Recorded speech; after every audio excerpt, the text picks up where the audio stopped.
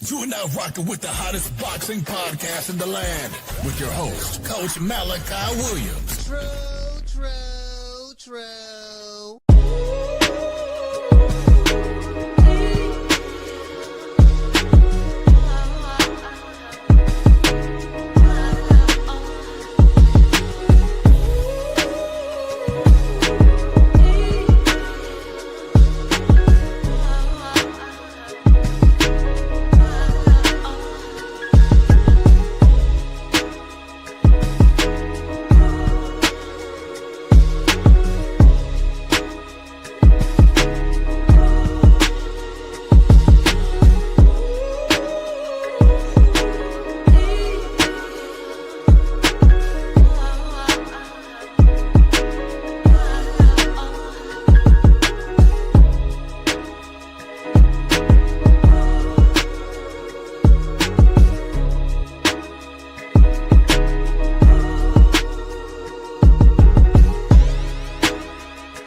For the thousands in attendance and the millions watching around the world, ladies and gentlemen, let's get ready to rumble! Yeah. What's going on, family? Hold on. Let me make sure y'all can hear me. All right. Yeah. What's going on, family? It's our boy, Coach Malachi, in the building, and we are back. Yeah, man, we back up in this BI. Please. Sorry about that. Yeah, we back up in this BI, man. We got a whole lot to talk about. We got a whole lot to talk about. My timeline been getting hit up with a whole lot of like my timeline been getting hit up with a whole lot of shit. Like this made the Stallion and Klay Thompson shit. You know what I mean? So it's like that's all on my damn timeline. You know what I mean? Yeah, and he cheated. And you see what I'm saying? I said them goddamn man, Stallion fans, they, you know, I guess they supposed to be like the rap version of the Beehive. I guess they supposed to be the rap version of the Beehive. No, it's just like, you know, they just take some shit and just run with it. Because the motherfucker said so. You get what I'm saying? I get it, you know what I mean? I get it, you know what I mean? So, yeah, man, no nigga, ain't nobody wifing up no thoughts now. I mean, shout out to Keisha Bless. Keisha, what's going on? You know, she can thought it up. She say she a hot girl, so she can go continue to pop it and bust it and spread it like she been doing. You know what I mean? Ain't that change, you know? Can't get mad at nobody because he just, you know, just came through the. Hey, shout out to Akila. Akila, what's going on? Shout out to Akila. Shout out to Jamie, man. New York, stand up in this bitch, man. Yeah, man, you know what I mean? I'm still, you know. We've been at the barbershop talking about football. That's all we've been talking about. Yeah, I'm locked in. I'm locked in on football season this year. You can believe that. Shout out to AB, man. Arnold Brown in this BI. What? What? Hold on, what? Damn, let me see what she said. Y'all in there talking to Keisha. Oh, okay. What y'all talking about?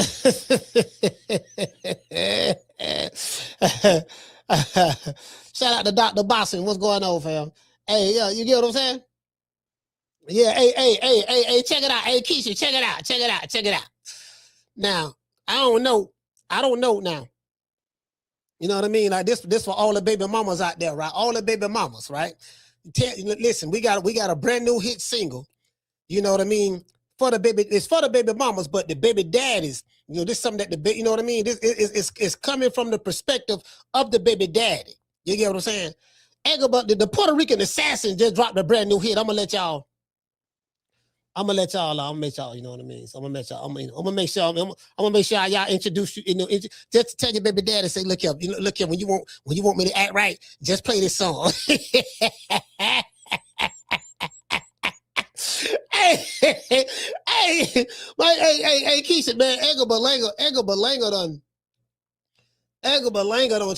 shot a music video for Baby Mama. I ain't seen it. I seen, like, you know, it ain't dropped yet officially, but man, the man don't drop the video for Baby Mama. I say, boy, this shit right here, boy.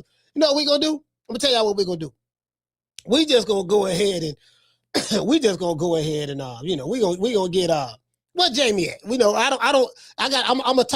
go ahead and speak to the Tampa chapter. The Puerto Ricans of the Tampa chapter right here in Tampa. We'll talk to them and see, you know what I mean? Because he here in Tampa now, so New York and Tampa, you know what I mean? So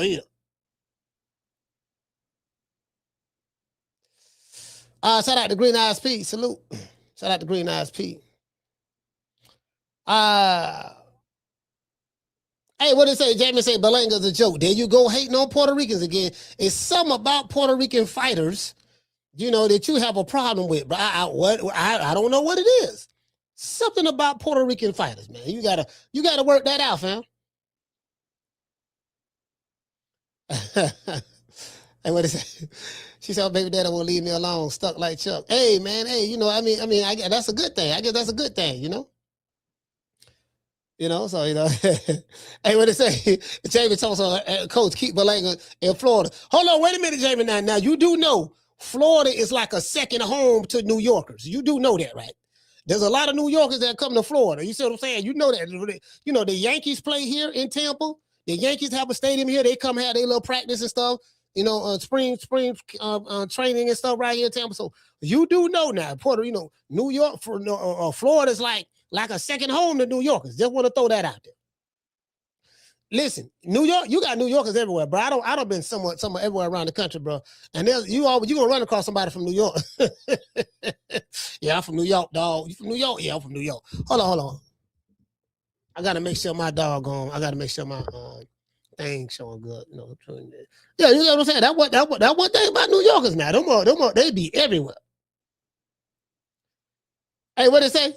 He say from Brooklyn. Hey, you know what? Yeah. Hey, listen, everybody from New York, I'm from Brooklyn. every man in Florida you meet. Hold on, check this out. Hey, Jamie. Well, I was at the gym today getting my swole on. Right? I had their legs and shit. And then I saw my Puerto Rican partner, Caesar. Caesar almost 60. He almost 60. This is the biggest. Listen. He like 5'8", right? About 5'8", 5'7", 5'8", something up in there, right? The man got a neck. The man have two necks. Two necks. The man neck. So, bro, the man looked like a bulldog. The man got shoulders like this. The shoulders so big that you won't see nothing but head and shoulders. But you can see the neck. The neck look like two pit bulls combined into one. And then the man arms, bro. The man arms so big, dog. I'm talking about, remember what Hulk Hogan was talking about, the 27-inch pythons or something like that. I got these 27-inch pythons, brother, back in the 80s. That Hulk, the man got arms like that. I say, boy, listen. So I already know. So I got my Puerto Rican backup. He from I think he told me he from Staten Island. He from Staten Island. And my other Puerto Rican partner, Caesar, my other Puerto Rican partner, he a mixed martial artist. Motherfucker run, he motherfucker do mixed martial arts, right? He a mixed martial artist, right? And he from I think he told me he from the Bronx. He from the Bronx. Yeah, he from the Bronx. You see what I'm saying? So, Yeah, you know what I mean? So, I'm plugged in now. I'm plugged into the Tampa chapter now. I just want to throw that out there. They from New York, but they live here now. You see what I'm saying? I'm plugged in now. Hey, shout out to one Mr. Hale. Mr. Hale, what's going on, fam? Yeah, I'm plugged in. I just want to throw that out there. I got all the bases covered on this end. You get what I'm saying? Hey, Jamie, I got all the bases covered on this end. Just want to throw that out there. You get what I'm saying? I'm sitting back looking at all these stars, all these superstars they talking about. And you know what I mean? Like, bro, like, fam, Jamie from the old school. A lot of y'all been watching boxing for a little bit. I'm telling y'all, bro, like, bro. I'm telling y'all, this superstar shit got to stop, right? This nigga's a star. He's a superstar. Yeah, man, we got to talk about superstar, dog. You know what I'm saying? My fighter, bro, I'm telling you, bro, because if your fighter was a superstar, he'll be making superstar money. See, the money, I'm talking about minus Turkey Island Sheik, because Turkey Island Sheik, that's an anomaly. He's an exception to the rule. Outside of him, what you looking like?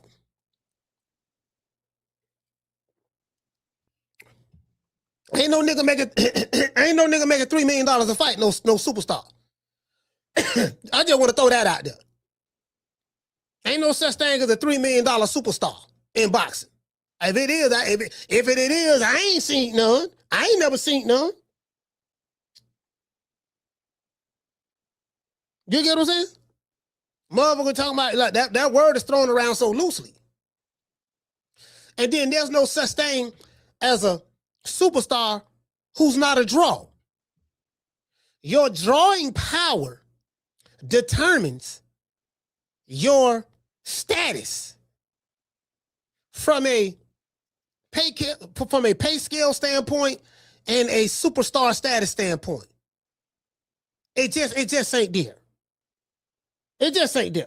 Hey, what to say, Ham say overused. Overused is an understatement, brother. Overused, you being nice by saying that. Hey, what to say? James say it's all Blue's fault. Hey, hey, he said it's all Blue. It's all Blue for. Hey, man, look here, man. Listen, Blue call everybody a superstar. Hey, what Keisha say? Hey, Keisha, you can't make this up. You get what I'm saying? Nigga can't draw flies to shit, but he a superstar. Shout out to Damon. Damon say, i.e. Michael Jackson. Man, come on, man. Michael Jackson was above superstar.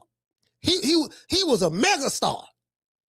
You got popular, you have star, you have superstar, you have megastar, and then you have supernova. The supernova is just this shit supernova, dog. Like this shit, this big. Like Michael Jackson was supernova.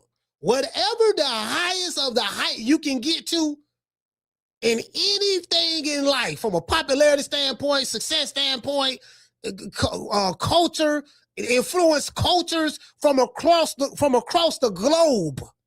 Global icon. Motherfucker go to Japan, don't nobody speak English, but they know every word of his song in concert in English. China, same thing. Chinese women fainting. You know anything about Asian women. Asian women are some of the most modest women that you ever want to meet. The 80s Michael Jackson, man, motherfucker, Chung Lee and them was motherfucking fainting. When he went to Paris, they was fighting. When he went to London and all throughout the UK, they was fighting. Different nationalities on the continent of Africa, different countries, they was fighting. In America, they was fighting. This was Russia, they was fighting. Germany, they was fighting. You get what I'm saying? So come on, fam. True. Ain't nobody fighting over these niggas.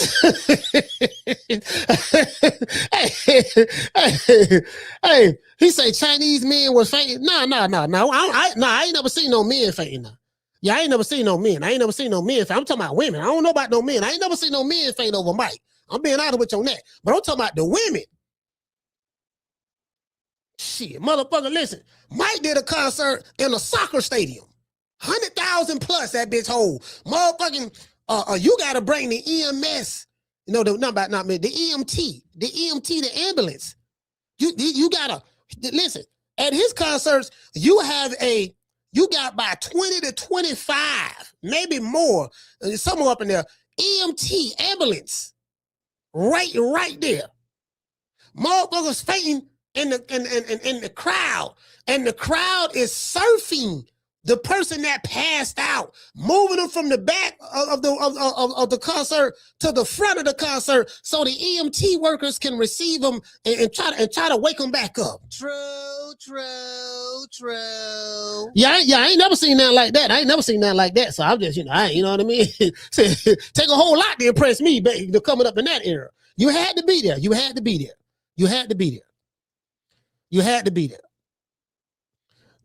can take Chris Brown, You could take Usher.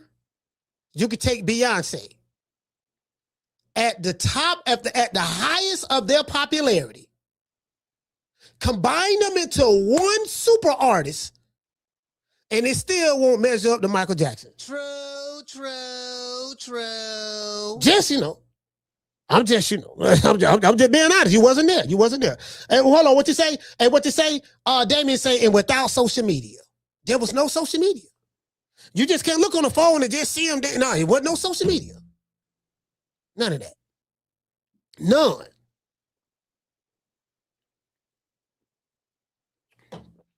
I'm just telling you what God loves. Anyway, so now back to boxing. David Benavidez, and because I want to dispel this myth that's being put out there. It started with Abel Sanchez and Oscar Dela Hoya say some dumb ass shit sometime. Again, I ain't got no beef with Oscar. I just like talking shit about him. You know what I mean? And all that stuff there. And I've been hearing this, from other people as well. And I'm like, this shit just ain't, I got to blow this shit up.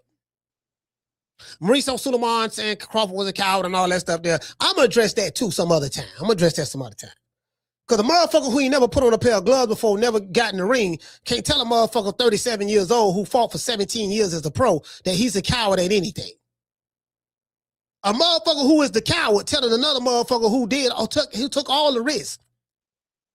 Whoop your favorite fighter on your holiday, your country's holiday, moving up 3 weight divisions in 2 years. Ain't nothing coward about that. True.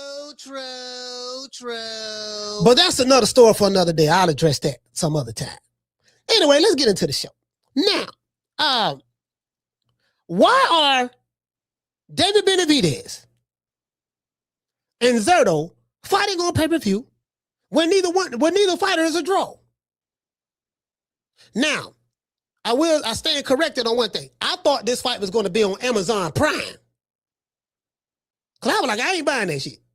But it's going to be on DAZN. So by being on DAZN, and DAZN already takes $50.49 a month out of my account to pay for a subscription that I don't even watch. Only time I watch it is when I think if it's something on there that I'm interested in, I want to do a fight party on it, then we'll do a fight party on it. But I'm like, is it worth me? You know what I mean? Because all my other subscriptions like $12, $13. Just want to throw that out there. You see what I'm saying? Anyways, Zurdo Ramirez is set to do battle with David Benavidez for I think Zurdo Ramirez he have 2 belts. I think for his cruiserweight titles on Cinco De Mayo weekend. This weekend. There is no buzz for this fight. And the fight isn't selling. Like normally, I'm used to, it ain't but a couple of people had that Cinco De Mayo on lock. Oscar Dela Hoya.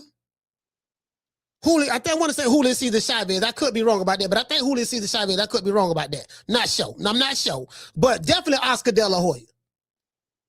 Floyd Mayweather. And now Canelo Alvarez. Those 3 fighters got something in common. All 3 of them was draws, massive draws. All 3 of them set live gate records on pay-per-view. All 3 of them did set live gate records, and they broke pay-per-view records, or they set pay-per-view records. Some was broken and some was set. Did you get what I'm saying? That's the 3 things they got in common. Now, when I look at hog head cheese and poach out Willie, I say, okay, these 2, we gonna fight on Cinco de Mayo weekend. Now I remember Oscar De La Hoya bragging about that. Yeah, Canelo losing his star power. We're gonna take, I mean, that's in-house. That's 2 Mexicans beefing with each other. I ain't got no problem with that. Ain't got to do with me.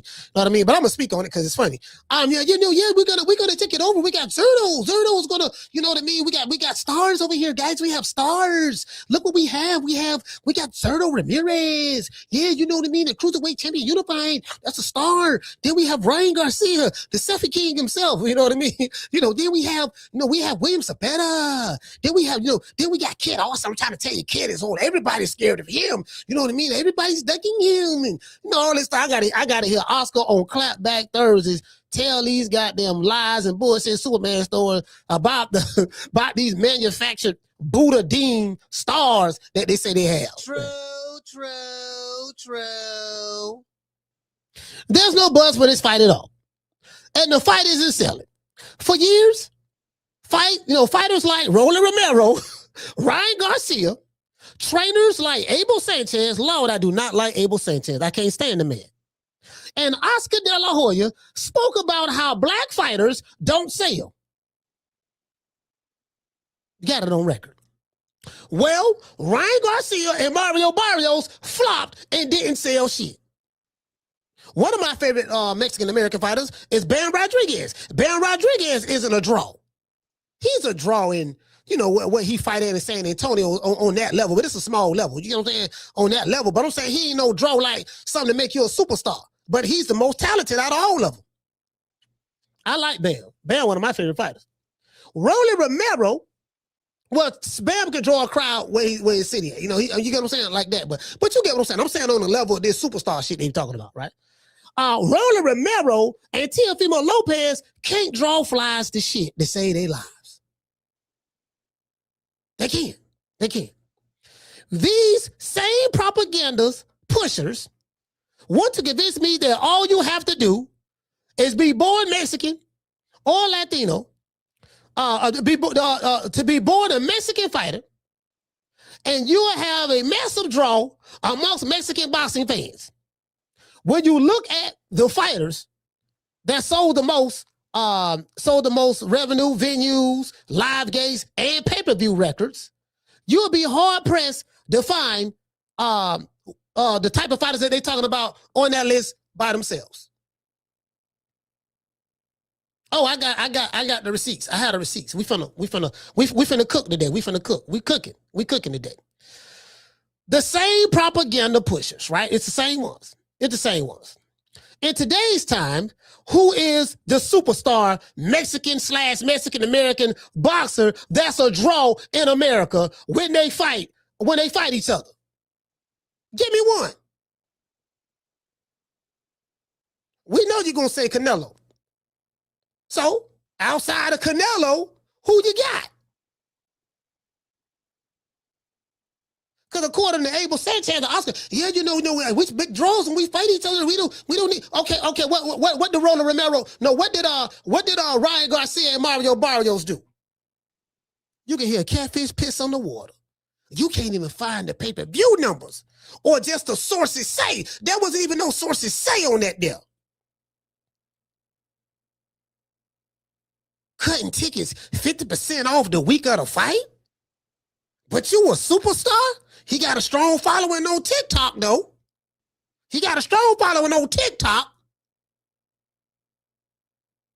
But you telling me he a superstar? He look cute, got dimples, little racist, little bit of bigotry, but outside of that, he cute, got dimples. His fan base is 95% teenage girls, but it is what it is. Now take good selfies, but hey. True. Just gotta throw it. I just gotta throw that out there. I gotta throw that out there. Cause the shit ain't making no sense to me. Y'all like the math ain't mathing. Shout out to Green Eyes P. Shout out to Aquila. Yeah, we got a virtuoso. I got you. I'm finna pull up your super chat in a minute. I got you, fam. I'm just saying. Cause listen, we already know Canelo. Canelo is Canelo. We already know Canelo is that guy. We know that. That's been solidified. Can't nobody argue that. Canelo is Canelo. Outside, okay, so now we have two Mexicans fighting each other. Zurdo Ramirez and David Benavidez on Cinco De Mayo. Now, according to the narrative, I'm trying to tell you, boy, hot diggity dog. Boy, we got two Mexicans fight each other, boy. Man, everybody excited. We know it's gonna be packed. We finna do A, B, C, and D. Motherfuckers got a whole bunch of tickets still left the week of the fight.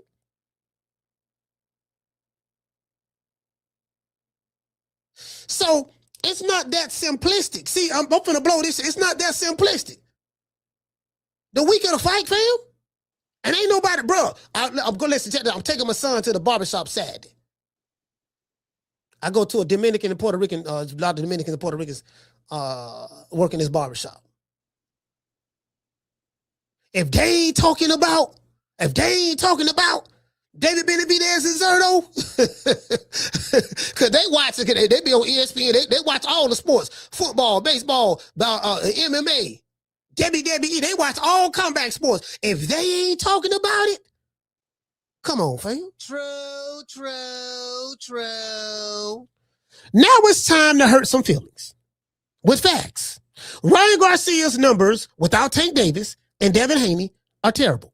Ryan is a draw on TikTok, X, and Instagram, but in the ring, he's not. The Mario Barrios fight is a prime example of that flop.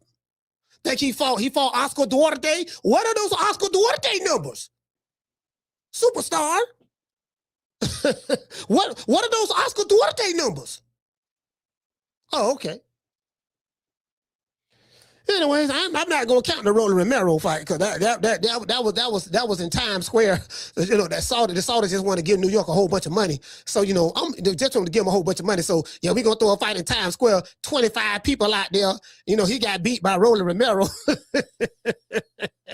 Crayon power at its best. I can see if you would have got knocked out. You could say, well, there he caught Ryan with a good shot. You got outboxed by Rolly Romero. Bro, when they said you was a Golden Glove champion and you was one of the best amateur fighters in the country at that time when you was boxing, some of that sort, you was one of the best amateurs out in your location, and you got outboxed by a judo wrestler, a converted judo wrestler who started boxing. I think he said he started doing professional boxing at 17 or something of that sort. I'm not sure. That's who outboxed you? Oh, yeah, right. Anyways, I won't include I'm not even going to include the top 20 live gates pay-per-view numbers. You know what I mean? I'm not even going to include that, right? Well, I'm just going to look at the top 10. And I might expand to the top 20. The top 10 live gate holders. This is what makes you a superstar. What you doing at the live gate? All right. Mayweather and Pacquiao did 72,198,500 pay-per-view live gates. That's what they did at the live gate. $72 million live gate. Mayweather and Conor McGregor did a $55 million live gate. Canelo Alvarez and Triple G, the first fight, did a $27 million live gate. Canelo Alvarez and Triple G, the rematch, did a $24 million live gate. Mayweather and Canelo Alvarez did a $20 million live gate. Mayweather and Oscar Dela Hoya did an $18 million live gate. Tyson Fury and Deontay Wilder, this is the last, this is like the last 10 fights, last fights, the top 10, right? While Fury and Wilder, the first fight did the second fight, my bad. The second fight did a $16 million, almost $17 million live gate, 16,920,000. Lennox Lewis and Evander Holyfield, two black fighters, one from the UK, one from America. Did a 16,860,000 live gate. Floyd Mayweather and Marcos Maidana did a $15 million live gate the first fight. And the second fight, they did a $14,899 live gate. Canelo Alvarez is the only Mexican fighter to set live gate records without facing a black American fighter. With $27 million and $24 million live gates versus Triple G. Lennox Lewis and Evander Holyfield set a live gate record fighting each other. The top live gate pay-per-view records, we're going to pay-per-view now. Let's go to the top pay-per-view, right? Top pay-per-view. Guess what? In the live gate, I got to throw this guy in there. You might not like what I'm finna say. Jake Paul. Jake Paul has become the most dominant record-breaking, pretty much in modern boxing right now. I'm just being honest with you. Oh, him and Mike Tyson. Mike Tyson and Roy Jones did 1.5 million pay-per-view buys in COVID. when nobody's selling no pay-per-views, really. Mike Tyson, I think he was 65 years old at the time. Him and Roy came out of retirement to do an exhibition. And guess what? I was at the sports bar watching that. 100-year-old Mike Tyson came out of retirement. Him and Roy did an exhibition. And I remember right here in Tampa, people was going to sports bars to watch that. They were excited to see Mike, the 80s icon. Yeah. I remember that. I was there. I was there. I remember that. Yeah, I remember that. I remember that like it was yesterday. Anyways. Yeah, man, Jake Paul and Mike Tyson 2024 did an $18 million live gate at AT&T Stadium. Doubling the previous Texas comeback sports record, that was being held in comeback sports, pretty much in an event outside of Las Vegas. That's according to Sports Illustrated. Jake Paul and Julio Cesar Chavez Jr. back in 2025 did a $22.8 million live gate at the Honda Center in Anaheim, California.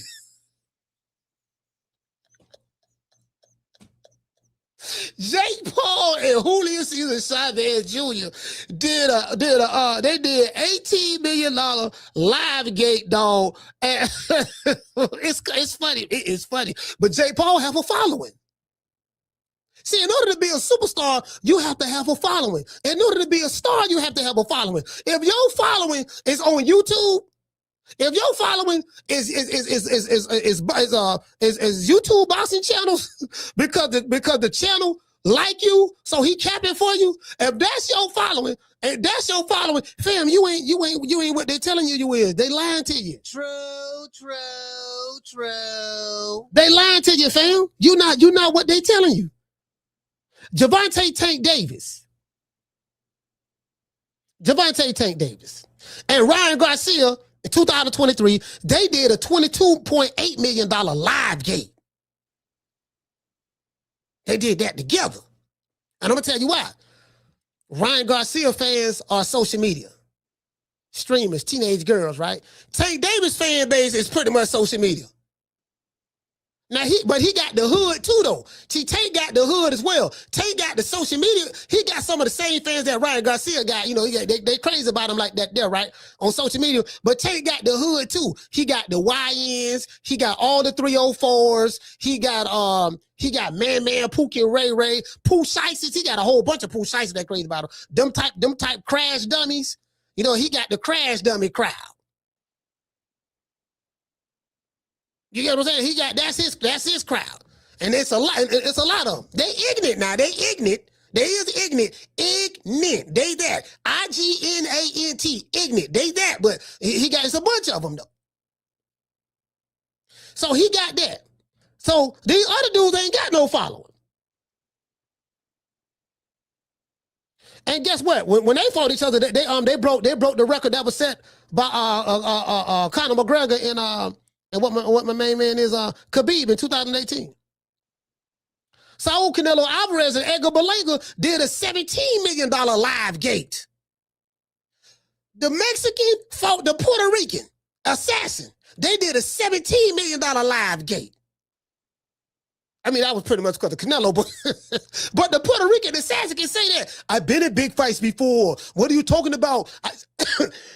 I set records with Canelo. We did a $17 million live gate. Our PPV did good. What are you talking about? I am a draw. Like, look, Puerto Rican assassin, look here, fam. I fuck with you my dog. But look here, man, we do know that was because of Canelo. That had nothing to do with you. Because you know how I know it had nothing to do with you? What do you mean or how? Because what you were doing before Canelo and what you did after Canelo.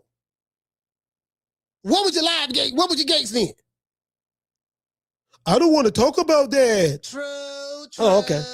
True. Yeah. See, I know how to shut that shit down real quick. Listen, you can listen to Abel Sanchez, Oscar Dela Hoya, Mauricio Sudo. You can listen to all the motherfuckers you want. But when you want to talk numbers, guess what? That's what the numbers kill the propaganda. The numbers kill the propaganda. It's like kung fu fighting. You dig? To this day. Yeah, the numbers kill the propaganda. But Saul Canelo Alvarez and and the Puerto Rican assassin did a $17 million live gate, dog. Like for real. You get what I'm saying? Yeah, they did that. And the Tank and Ryan Garcia did 1.2 million pay-per-view buys when they fought each other.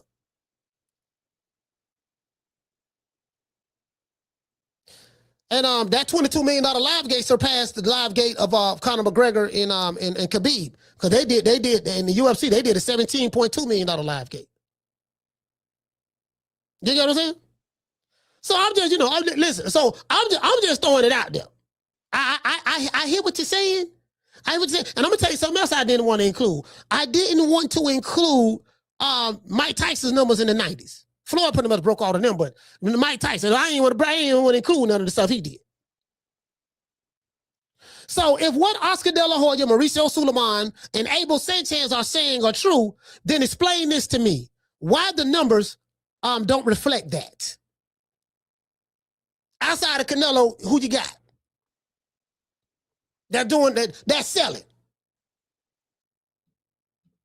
You're gonna hear crickets.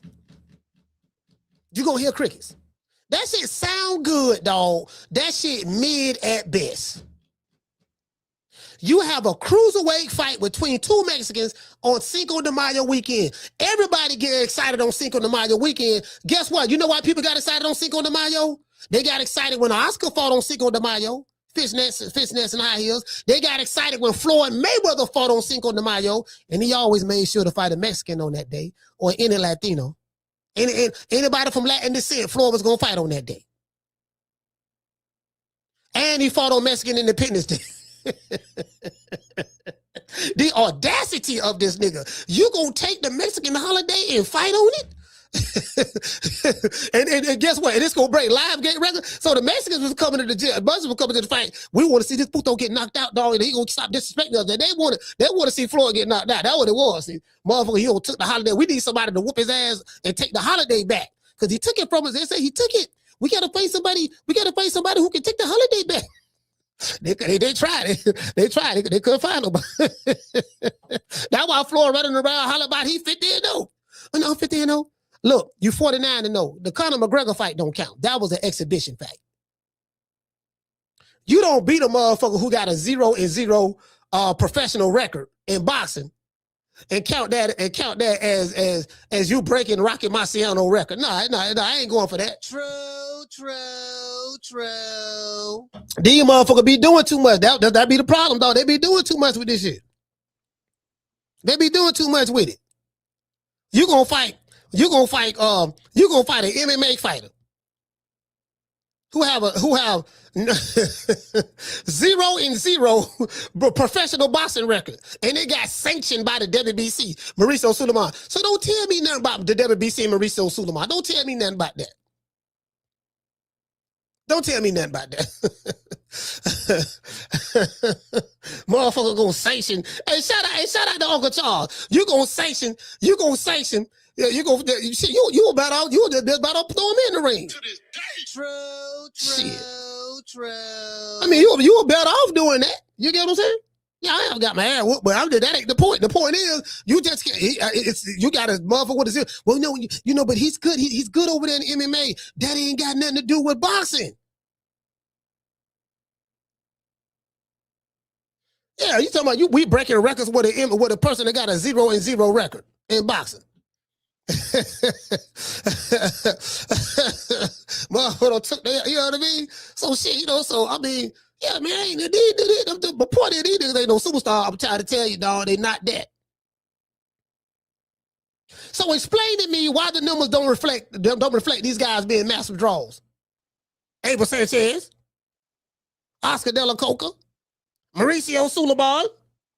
That's because they're lying to push a narrative that's based on lies. And this is the reason why the upcoming Zurdo versus David Benavidez fight has no buzz and will flop at the box office. It's going to be flippity flop. We could have fight that shit supposed to be sold out of pack. When Canelo fight on Cinco de Mayo, tickets is gone. Within a week, as soon as okay, y'all gonna see something. As soon as Canelo come back and he fought on the Cinco de Mayo, guess what? They buy tickets the same week the fight announced. It's an event. I know. I've been to a Canelo fight. I've been to a Canelo fight with Crawford. Where do you think I got this from? Viva Mexico. Where you think I got that from? I've been there. I know how they come out. Why they ain't coming out like that for David Benavidez and Zurdo Ramirez? If it was as simple as we just got to be Mexican, put some gloves on because we a bigger draw. If it was that simple, explain to me why ain't nobody screaming Viva Mexico right now? Do you want to know why? Again, I like David Benavidez. I ain't no fan of Zurdo. I ain't never been no fan of Zurdo. Never. He kind of mid to me, to be honest with you. Mid. That's it. They say he got a little better at cruiserweight. I don't know. I ain't watched now. I only listen. I ain't know. Matter of fact, I think I might have seen 2 of Zurdo Ramirez fights. I saw when Bivol whooped his ass. I saw that. And I think I seen another fight when he was at super middleweight or some shit like that. That's it. I ain't no, listen, straight up and down, no offense. He ain't my cup of tea. I like Bam. Now, I do like Bam now. I fuck with Bam. Man. Zurdo ain't, you know what I mean? Like, come on, man. Man, come on. You can hear a catfish piss underwater about this fight. True. I can guess what? And I'm gonna tell y'all something else. I can promise you that Golden Boy will not release the pay-per-view numbers, the pay-per-view and live gate numbers after the fight. They ain't gonna release that. We gonna hear all this shit about it was exciting. You know, just seeing Zurdo Ramirez and David Benavidez, me and him in the back working together again. We're gonna put on the biggest fights possible. And Dana White and them, they're not gonna do that because they're robbing the fighters and took out the shit. You know what I mean? We don't the Saudis, everybody's in the bag for the Saudis. And I'm like, damn, bro, didn't you just sell the ring to the Saudis?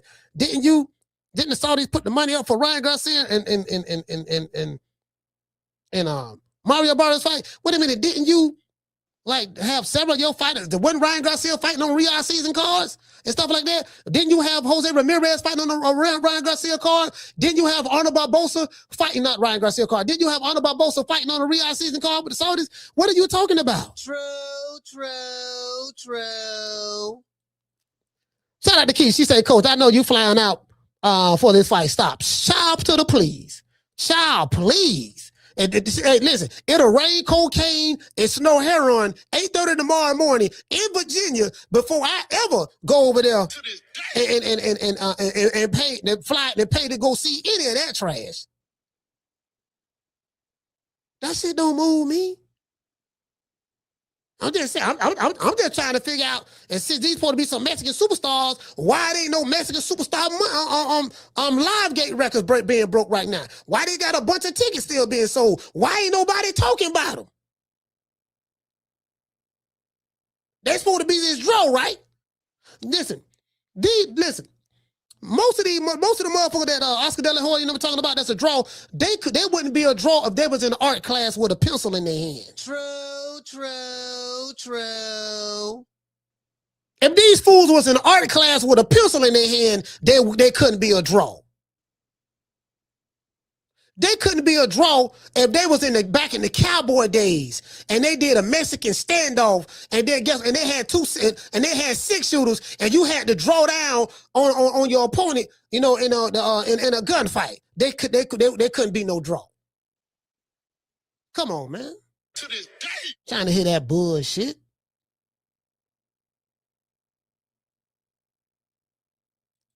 He said, cause no Nello fan going to support Benavidez. They gonna sit at home.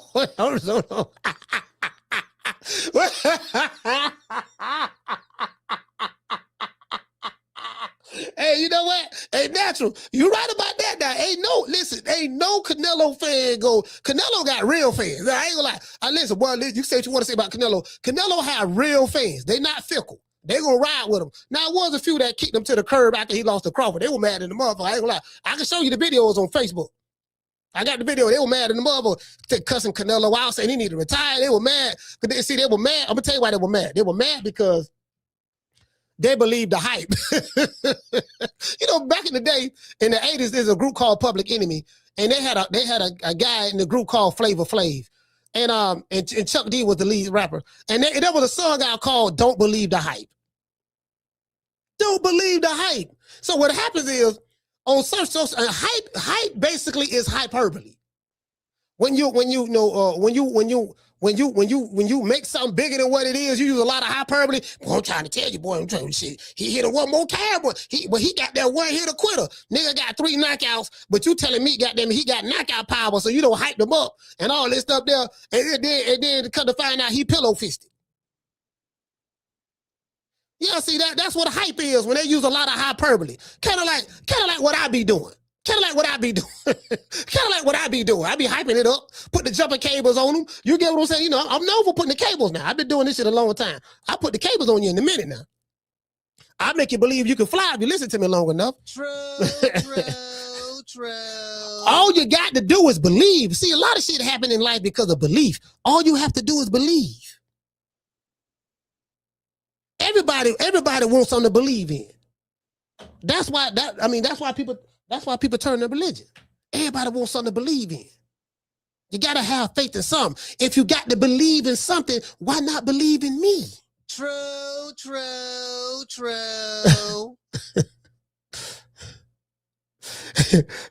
If you got to believe in something, why not believe in me? Hey, you know where I got that from? Hey, I was watching Car Wash, the Car Wash that came out in the 70s, right? With the Pointer Sisters, was one of my favorite female groups of all time. The Pointer Sisters, Richard Pryor was playing Daddy Rich, he was playing the pimp, he was playing the preacher, but he was a pimp too, right? And he was one of them prosperity preachers. And always getting the money, always getting to the money. So he jumped out the limo, right? He had a Mercury Mark. I think he had a Lincoln. He had a Lank, 1973, 74 Lincoln, right? Limousine Lincoln. He jumped out the car. You know, he had the limousine driver open up the door, and the sisters were singing. And they were singing to this black revolutionary played by Bill Duke. His name was Abdullah in the movie, and Abdullah did not like the Christian. so he say what Abdullah came up saying something about you sound. He said you sound more like a pimp, but before that he said something, and Daddy Rich said he said you got to believe in me or something of that sort. He said I don't believe in you or something. He said. And he said, I don't believe in your God. You know, he said, come to my church, greater prosperity or something, right? And for a small fee, I would deliver thee. And then Abdullah said, you know, I ain't going to your church. He said, well, if you don't want to go to my church, you must don't believe in God. He said, I believe in God, just not your God. He said, well, shit, my God doing all right by me. And he said, hey, the revolutionary say, I don't believe in your God. And Richard Pryor, Daddy Rich say, well, shit, my God doing all right by me. So they went to singing, the sisters went to singing. They say, if you got to believe in something, why not believe in me? If you got to believe in something, why not believe in me, baby? You see what I'm saying? Yeah. Yeah, I'm gonna tell you, listen. We going to the promised land. Yeah, we going to the promised land, fam. I'm gonna take you to the land of milk and honey. That's what I'm gonna do. You want to go to the land of milk and honey? Just follow me. He said, I'm trying to tell you, man. Nah, them were the Pointer Sisters.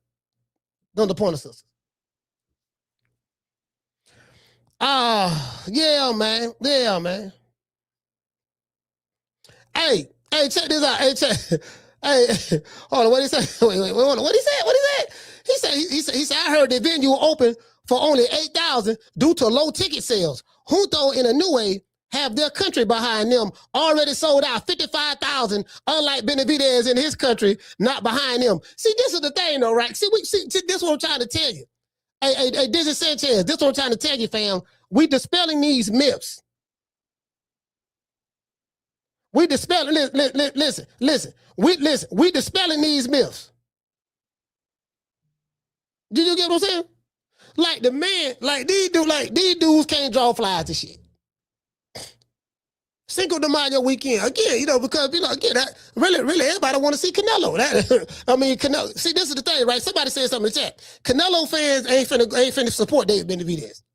So, and Zurdo ain't really got no fans like that. His goddamn self, even though he Mexican. So it's like, okay, damn, okay, neither one of these motherfuckers no draw. So what we gonna do? I'm hearing they finna curtain off the top half of the arena. And then move everybody down. Move everybody like who got tickets up top, they're gonna move them down. Again, Oscar Dela Hoya ain't gonna talk no numbers after the fight. He ain't gonna tell about how he ain't gonna talk about, yeah, you know, we sit the life gate breakers and you know trying to tell you, you know what I mean? And yeah. It's all bullshit. It's all smoke and no mirrors. True. It's all smoke and no mirrors. It is what it is, fam. I want to dedicate this show to the hood. I want to thank the whole hood who came out here. I love y'all. I did this for the hood. Y'all know I beat that boy. Yeah, man, it is what it is, man. I'm trying to tell you, listen, all these fighters pretty much on the same level for the most part. You have exceptions to the rules. Tank is a draw. Can't nobody argue that. Ryan is a draw if he fighting Tank or Devin Haney. Devin Haney, Devin Haney, again, I talked to Bill. Bill said we got to fight the narrative, brother, because they're trying to say Dev ain't no draw. we did 15,000, in San Francisco. I think when he fought Regis Program. Now I don't know what the live gate numbers were. I don't know that because I think that was with Top Rank. No, that was with Matchroom with Eddie Hearn and stuff like that. I don't know what the live gate numbers are and stuff like that, but you know what I mean? I don't know that, but it just for me, like I like to dispel these narratives. And then they try to push the racial element of it or the nationalistic element or the nationalistic angle of it. And it just the math ain't mathing. See, the math don't care nothing about nationalism, racism, or any other ism. It's going to say, look, man, motherfuckers either buying this shit or they not buying it. It's really that simple. All the isms, y'all can deal with the isms, but the math don't care nothing about the isms. The math care about math. The shit ain't selling. True. Now you can argue over why it ain't selling or why ain't nobody talking, why it ain't no buzz or why ain't no, you can argue all that you want to. You can argue all of that you want to, right? I care nothing about that. Cause one thing about the coach, this is one thing I don't do. I do not argue with a motherfucker, especially when my mind made up. You wanna argue? I can't argue with you. You mad. Look at you. You mad. I don't get paid to argue with you. Who is you? You ain't nobody. Hey, Saturday morning, I'm gonna be up. We doing a fight party Saturday morning because I gotta go live for Bam. I gotta go live for a new way in Junto. I always go live for I always go live for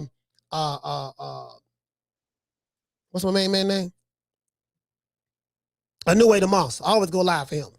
You guys been on here for years. I don't went live for his. I don't did like 4 or 5. I don't went live 4 times for his fights. Like you can go on my library, my catalog, and type in a New Way and you'll see the fight party we did. And you know what? Getting up early in the morning, be tired, but then when you wake up and you kind of enter the fight, it's like, you got people getting up in the morning, going to work, driving, going to work. Because he normally fight on Tuesday mornings. But people normally get up and be going to work and stuff. And they be like, man, coach, we like the fact you went live early this morning, man. Because, we riding to work. You know what I mean? So just doing different shifts. You get what I'm saying? Like, got the morning shift. This the afternoon shift. Somebody going to be working the midnight shift. You get what I'm saying? Just in shifts. True. Yeah. With Gilligan. Somebody said Gilligan. They say, Kendall Price said, Coach Malachi trying to get all the Gilligans off the island. And I want you to hold on to God's unchanging hands because he helped Daniel fight the battle of Jericho. Yes, he helped Daniel get out the lion's den. He helped Gilligan get off the island. Lord. True. Yes, he did. True. The Lord help Gilligan. If the Lord can help Gilligan get off the island, he can help these so-called superstars sell and become a draw. We the Charlo twins. We known for calling everybody out. Please call these people out. Listen, the whole world's looking at you. Call these people out, What's up? It's the Jamal the Hitman Charlo. Let's get it. Who want it? Name them names, man. They know who they is. Name them names, please. The names need to be named. They know who they is. The Mexican monster. Mexican monster. Hello. Yeah, man, you know, the Lord, see, that's the thing, right? You know, because Gilligan, I rock with Gilligan. I used to like Gilligan and the Skipper. I like Marianne, too.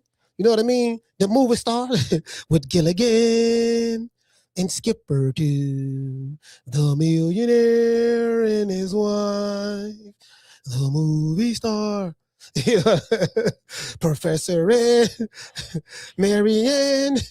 Here on Gilligan's, yeah, man, y'all jitter boys don't know nothing about, y'all don't know nothing about Gilligan's Island, man. That before y'all time. And I want you to hold on to God's unchanging hand now, because He helped Joshua fight the battle of Jericho. Yes. He helped Daniel get out the lion's den. He helped Gilligan get off the island. Lord. You know, if the Lord can help Gilligan get off the island, hopefully these superstars can show up. Hey. Yeah. Oh, that look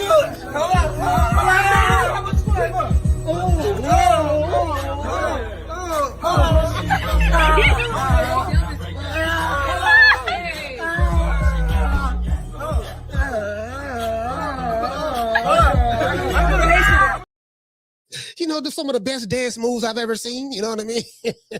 Chilling with the homies, you know, dry humping the air while making moaning noises. True. While the women record us. Think about that. So we went dry humping with the women. We dry humping with the fellas, and the women record. Okay. Got it. All right, cool. You know, I just want to throw that out there. I remember I had one dude call the show, right? But I wish I could find that show, dog, because I don't remember which one it was. I swear it was the Javante Tank Davis fan from right here in Florida. It made me shame because he's from Florida. That's it. This nigga from Florida. He said, "Yeah, man. I think he said he was from Miami or so." I want to say he said he was from Miami. I think he said he was from Miami too. He said, "Yeah, my name's such and such." I said, "Yeah, what's up, man?" He said, "Man, coach, look here, man. I be watching your show for a minute. I don't never leave no message in the chat. I don't never call, but I be watching." He said, "Look here, man. Let me tell you something, coach." He said, "Look, man, you know, man, come on, man. You been laying it kind of thick on Tank, man. Sound like you kind of be hating on Tank all the time. I don't know what Tank did to make you hate on him." He said, "Man, you know how it is, man, when we was young, you know how we used to be hanging out with our homeboys and we be dancing together. You know how it is, coach." That's all he was doing. I said, no, I don't know how it is. Me and my homeboys ain't do none of that. True. Nigga trying to project that shit on me, talking about something. Yeah, you know how it is, coach. How it used to be, how it was when we was coming up. We would be dancing with our homeboy. I like, not me, not my homeboy. Now we ain't do that, fam. Now we dance with women. We ain't do that. No, we ain't do that. Now I can't. No, I don't know nothing about that, bro. Don't try to project that on me. You know how it is, coach. No, hell I don't. I do not know how it is. Yeah, he trying to project that on me. Talking about something. Yeah, you know how how we did it back when we were growing up. No, that's probably how you did it when you grew up. When I was growing up, I don't know nobody in my city was doing that. From Cross Fletcher to West Tampa to College Hill to Ponce de Leon to Progress Village to Riverview Terrace to doggone Jackson Heights to Carver City to Sulphur Springs to Carrollwood to doggone off of 34, just in all the no. From the New Lounge to the Manila to Uptown 21 to Club Atlanta to doggone Say Lou's to the Jamaican bar to the Graces. I mean, all it's more clubs. I'm forgetting. No, I don't know nothing about that, fam. Y'all don't know nothing about that, bro. I mean, hey, to each his own, though. To each his own. You did? To each his own. I ain't tripping. Make it last. Make it last forever. Don't let I love you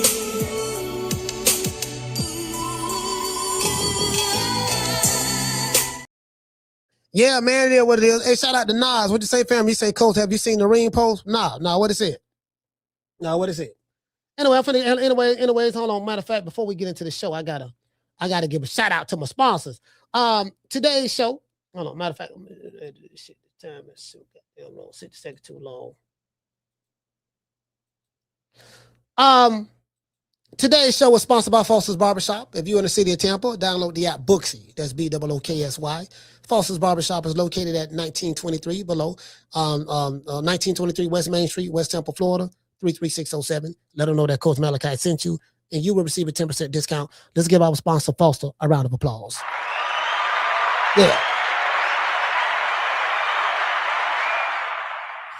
And for the YNs out there, if you plan on committing a crime or you like doing shootings, drive-bys, just harming people, endangering civilians, keeping it real, on real nigga shit, you might want to get in contact with our people at IT Bail Bonds. IT Bail Bonds is located at 6201 East Hillsborough Avenue, Tampa, Florida, 33610. You can give them a call at 813-231-2663. IT Bail Bonds, because a lot of y'all out there who want to be about their life, but they don't want to suffer the consequences of their actions. Boy, Lord have mercy. And guess what? I believe in accountability. So if you do the crime, listen, man, you got to do the time. It's that simple. Sitting in the county jail right now for child support, driving on a suspended license, or a missed court date, don't even trip. I made one phone call to IT Bail Bonds, and they had me out the same day. No judgment, no games, just real people who move fast. If you or a loved one is locked up in the city of Tampa, call IT Bail Bonds at 813-231-2663. IT Bail Bonds is located at 6201 East Hillsborough Avenue, Tampa, Florida, 33610. IT Bail Bonds. When freedom is on the line, call IT. Yeah, and guess what? If there's anybody out there that's willing to buck dance for some butter biscuits, guess what? We got a message for you. Oh, Miss Hillary. Oh, so good to see you, Miss Hillary. I love you, Miss Hillary. Welcome to TV1. Oh, Lord. I dance with Master. I dance with Master. I dance with Master. I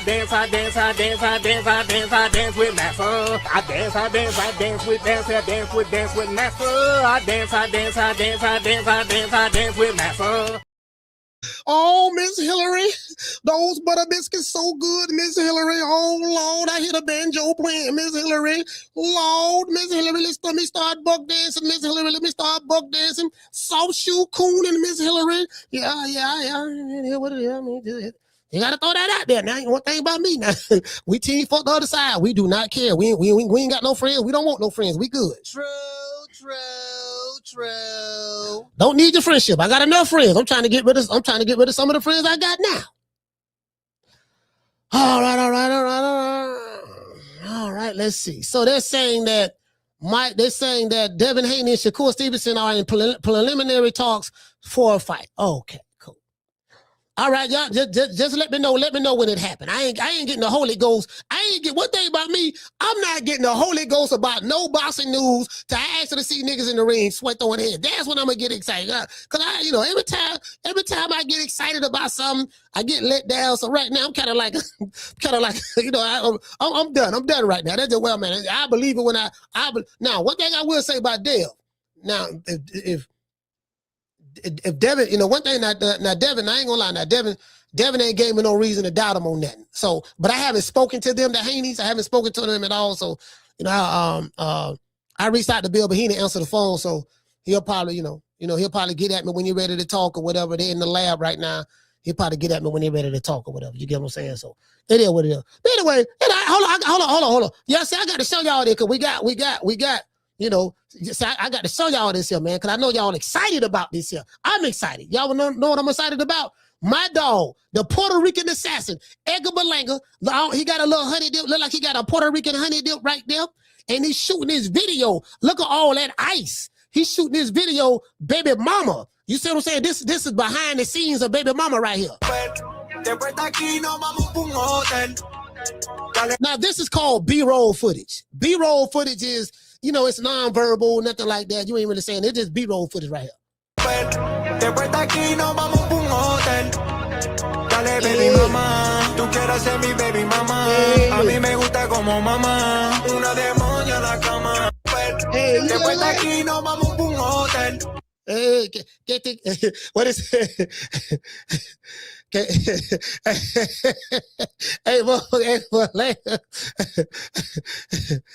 ¿qué te quiere hacer? ¿Qué te quiere hacer, mami? Huh? What you want to do? you know I got this ice on. You know that, right? You know that, right? You want to kiss my chain? You want to kiss my chain? Kiss my chain. I don't normally let nobody do this, but I'm gonna let you do it. You know what I mean? I want you to be my baby mama. You know what I mean? You're pretty. You know what I mean? Que linda, mami. You know you're pretty. You know what I mean? Te quiero mucho, mami. You know you're pretty. Come on. Come on. You know you want. All the Puerto Ricans proud, and all the Puerto Ricans proud right now. We proud. Puerto Rican for a day. Hey, you know what? Hey, did we come up with that saying? Listen, Puerto Rican for a day. I gotta talk to the other Puerto Rican. Look at dog. Listen. We got people in the chat. We want their opportunity to be Puerto Rican. Just be Puerto Rican for a day. Just one day out of the week. Anybody who ain't Puerto Rican, we should be able to just have the opportunity to become Puerto Rican just to see what it feel like. Just for that one day. True. Nigga, Edgar Berlanga finna go platinum. Dog, we finna hook up. We gonna put a tour together. It's gonna be Edgar Berlanga, Daddy Yankee, Bad Bunny, J Balvin. Let's see, who else we gonna get? Any other Puerto Rican superstars out there that, we gonna come together like Voltron and make it happen. Hey, shout out to Mr. Cook. Mr. Cook, what's up, fam? Looking at everybody on the phone right here. Mr. Cook, what's happening? The natural, you over there hating again. The natural say, he the Puerto Rican Deontay Wilder. He say he the Puerto Rican Deontay Wilder and AB. But this the thing though, Deontay Wilder and AB know what it feel like to become a champion. They know what it feel like to win titles. Edgar Berlanga ain't never won no title before. So you get what I'm saying? But I get what you're saying though. Shout out to Schoolo. Schoolo, what's up, fam? What's up, baby boy? I'm jumping on this Edgar Berlanga bandwagon right now. Jumping on the bandwagon right now. I see potential in him. Hold on. I got some more news for y'all. Guess what the Puerto Rican assassin posted? Let y'all see this right here. We going international with this. Now, this is the Edgar Berlanga's channel, Instagram channel right here. I mean, not Instagram, X channel right here. And the correctional officer, the former correctional officer, birth name William Roberts, you know what I mean? Known as the rapper Rick Ross. He stole my dog name. I know the real Rick Ross. I talked to him a lot. I know the real Rick Ross. And so this guy stole, he from Miami. He from Carol City. He stole the real Rick Ross, Ricky Ross. That's his real name. Ricky Ross name. He stole his name. But anyway, guess what he's listening to though? Maybach music.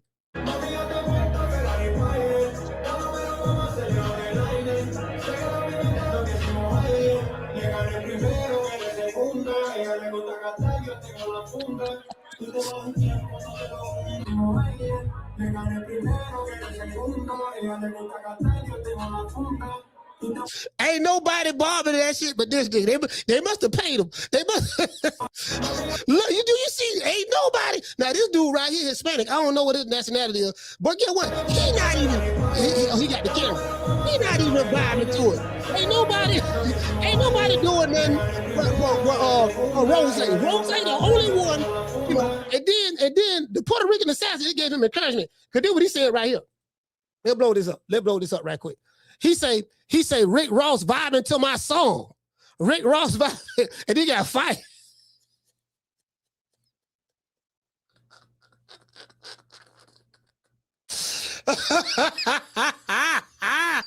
Hey Jamie, he say Rick Ross vibing to my song. Hey man, just said I'm the boss.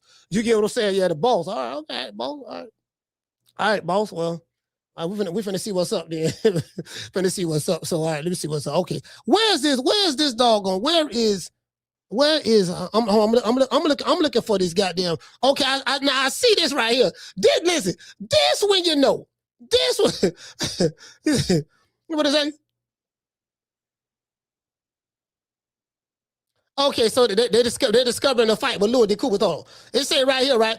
It say doggone it said Eddie Hearn saying that they trying to set up a potential match between David Benavidez and Dimitri Bivol. Yeah, because Bivol don't want to fight Beterbiev no more. He done with that. He like, I went through too much pain. That motherfucker hit too hard. It did too much. So he you know, we don't fought twice. That's it. I'm done. So I get that. I got Bivol beating David Benavidez. Like I don't see nothing that. And I like David Benavidez, but yeah, I don't see him beating no Bivol. I just don't. See what I'm saying? So, you know, it is what it is. But when they go to talking about a fight we working on next, there's a foregone conclusion that David Benavidez is going to beat Zurdo. I want y'all to know that. There's a foregone conclusion that David Benavidez is going to beat him. So, it's not a foregone conclusion with me. I really don't, you know. I mean, you know what I mean? I told you, I'm very transparent. I'm not a Zurdo fan, so I don't give a damn who he fight, to be honest with you. I know he ain't no goddamn superstar. He ain't a superstar amongst his own goddamn people. I know, because the ticket sales reflect that. See, you can say, listen, you can make your mouth fried chicken. You can make your mouth fried chicken. But guess what? Them numbers don't lie. Motherfucker ain't no draw. If I put this pen in his hand, and listen, if I gave David Benavidez and Zurdo a pen and a piece of paper and told them to draw something, they still couldn't draw nothing. Really though. Still won't be no draw. You listen, you struggling to sell tickets on Cinco De Mayo weekend and you got two Mexican fighters fighting each other?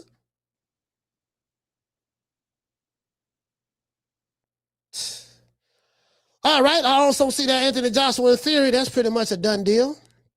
Anthony Joshua and Fury. All right, okay, here you go. Hold on, hey, hold on. I want y'all to see this shit. I want y'all to see this shit, right? This nigga. Hold on. I gotta do this, right? I gotta do this. Hey, Jamie. I remember I told you. I say, look, man, Keith Thurman ain't popping. He ain't popping in the Bay. He ain't popping in the Bay at all. I live in the Bay Area. I'm from Tampa Bay. He ain't popping in the Bay. You know, the Bay Area consists of the city of Tampa, Clearwater, which is on the other side of the Gulf, other side of the bridge, St. Pete, Sarasota, you know, just all the surrounding shit. Hernando County, you know, Lakeland, Polk County, all that stuff there. You know, Bradenton, all that there is considered the Bay Area. Manatee County, all that there, the Bay Area. Guess what? Now remember I told you, I said Keith Thurman ain't cracking. He ain't cracking where he from. He ain't cracking. Listen, guess what? Here you go right here. Check this out, Jamie. Jamie, check this out. Hold on. What's good, everybody? It's your man. You already know, Keith One Time Thurman.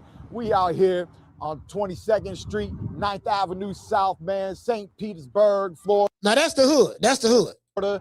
Beautiful weather, man. You already know, man. I had to come out here today on the south side and had to see my face to face on the wall. It's beautiful, man. It's really inspiring to know that you've done big things, great things in your city, and that it's come back and that they honor it, man.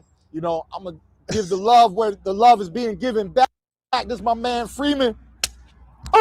Man, this shit, nigga, ain't no crowd or nothing. It just Keith. He probably got his homeboy. I want you to film this right here, dog. Hold my phone and film this, dog. And then we go show. They got my picture. You know, man. What? You from Clearwater? You ain't from St. Pete? That's what? Okay, but that's neither here nor there. But yeah, still, come on. I told you the man. But they try to say Keith Thurman was a star. Listen, Jamie, here you go. Here go the proof. Here go the proof. See, one thing about me, right? Say what you want to say about me, but I'll come with receipts. Hey, man, good work, man. Appreciate this, man. You don't know how much this just made me feel good, man. You know, from everything that we've done, just grinding. You know the story better than I thought you did, baby. You know, going back in Clearwater and everything, you know. So it's been a long time coming. Just a young man living a dream, 30 years in the making. You know, so, hey, man, thank you, man. This does a lot to my heart and to my spirit, and I'm still going to be striving to become champion of the world once again, baby. Hey, I'm proud of you, man. Hey, thank you, brother. Still a champ. Thank you, brother. Yes, sir. Yes, sir. One love, man. Can't wait to see it when it's finished, baby. Y'all heard them claps. It was about 3 people. It was about 2 or 3 people clapping in the background. Out to the city, St. Pete, everybody, Rod Wave, my man. Yeah, Rod Wave, one of the biggest. I don't like Rod Wave movies. His shit too depressing for me. Winky Wright, Angela Bassett, you know, This is beautiful, man. This is all history. Yeah, I'm happy to be a part of it. This is, man, one time. Man, you get your ass out of here with that bullshit. Nigga done went out there, him 2 people, he had the car with him. Yeah, dog. They clapping to the woo, woo, woo. 2, 3 people clapping. Man,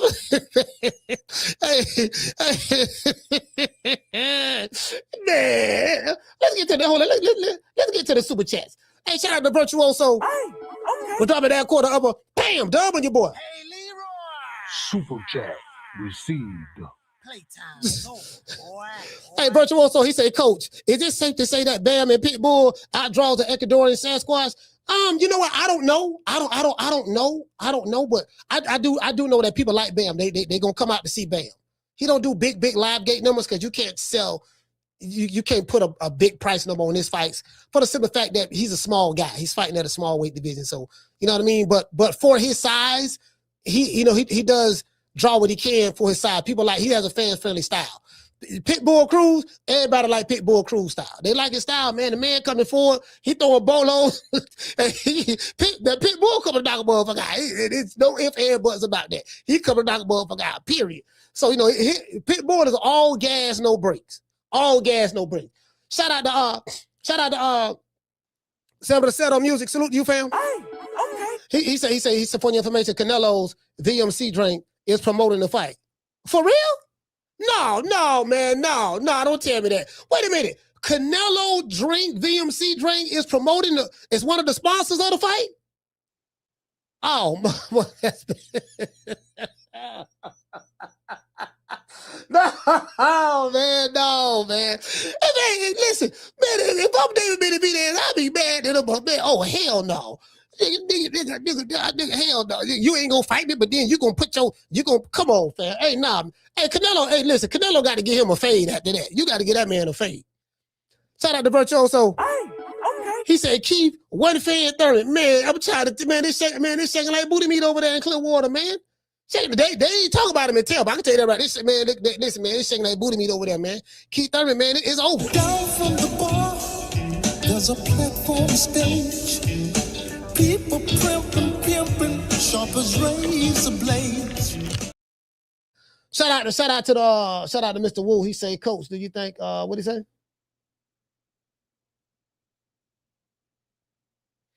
You say, shout out to the Wu World. You say, do I think Lamont Roach have a chance against William Cepeda? Yeah. William Cepeda get hit. William Cepeda, he all gas, no brakes. So, you know, you can roll a lot of shots, catch a lot of shots, come back and pivot, and you know what I mean? I mean, he got a chance.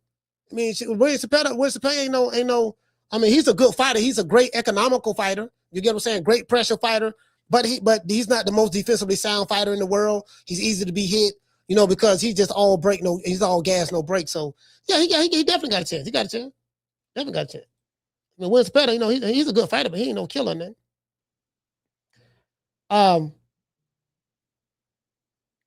Yeah, man, I'm sitting back. Hey, shout out to Q-Zone. He say no power. Yeah, he ain't got no power. He ain't got no power, but you know. He say Roach might stop Cepeda. See, the thing is William Cepeda, he's like defense, he throws defense out the window because he try to overwhelm you with punches. That's pretty much what he does. He overwhelm you with punches. So when you fight William Cepeda, you have to be in shape. You got to be really conditioned. And I think with the way Lamont Roach fight, Lamont Roach gonna be right there in that pocket with him. Lamont Roach ain't finna be doing all that whole lot of moving around the ring. He gonna try to fight him slick in that pocket. Make him miss and make him pay. You get what I'm saying? So it's gonna be more like that. So, but that's gonna be a good fight. That's gonna be a good fight, man. Because William Cepeda does have a fan-friendly style, and he throw a lot of punches. And if you're not ready for that, you can't handle that. William Cepeda will beat you. He can beat you because you know. And one thing I will say, he's very like I said, he's always in shape. So, shout out to DSP Jr. Hey, okay. Dropping that quarter upper. Bam, dub on your boy. Hey, Leroy. Super chat. He said Canelo was smart, pimping his 2 holes to sell his product. Respect. Hey, man, look here, man. Y'all, man, Canelo, man, the man can't be doing that, bro. You can't be doing the Mexican monster like that. Down from the bar, there's a platform stage. People pimping, sharp as razor blades. Hey, look here, man. You can't be doing the Mexican monster like that, man. Canelo is wrong for We that. the Charlo twins. We known for calling everybody out. Please call these people out. Listen, the whole world's looking at you. Call these people out, What's up? It's the Jamal the Hitman Charlo. Let's get it. Who want it? Name them names, man. They know who they is. Name them names, please. The names need to be named. They know who they is. The Mexican monster. Mexican monster. Canelo. Yeah, man. Tell Canelo he can't be. And you know, it's bad enough. It's bad enough you dunked the Mexican monster. It's bad enough you did that. Now you want to go put your brand to help promote the fight or be one of the sponsors of the fight.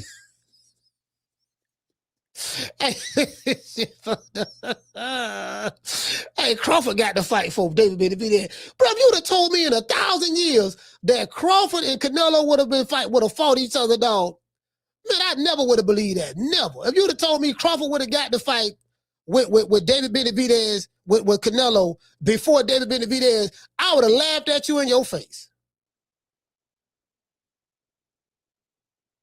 I would have laughed at you in your face.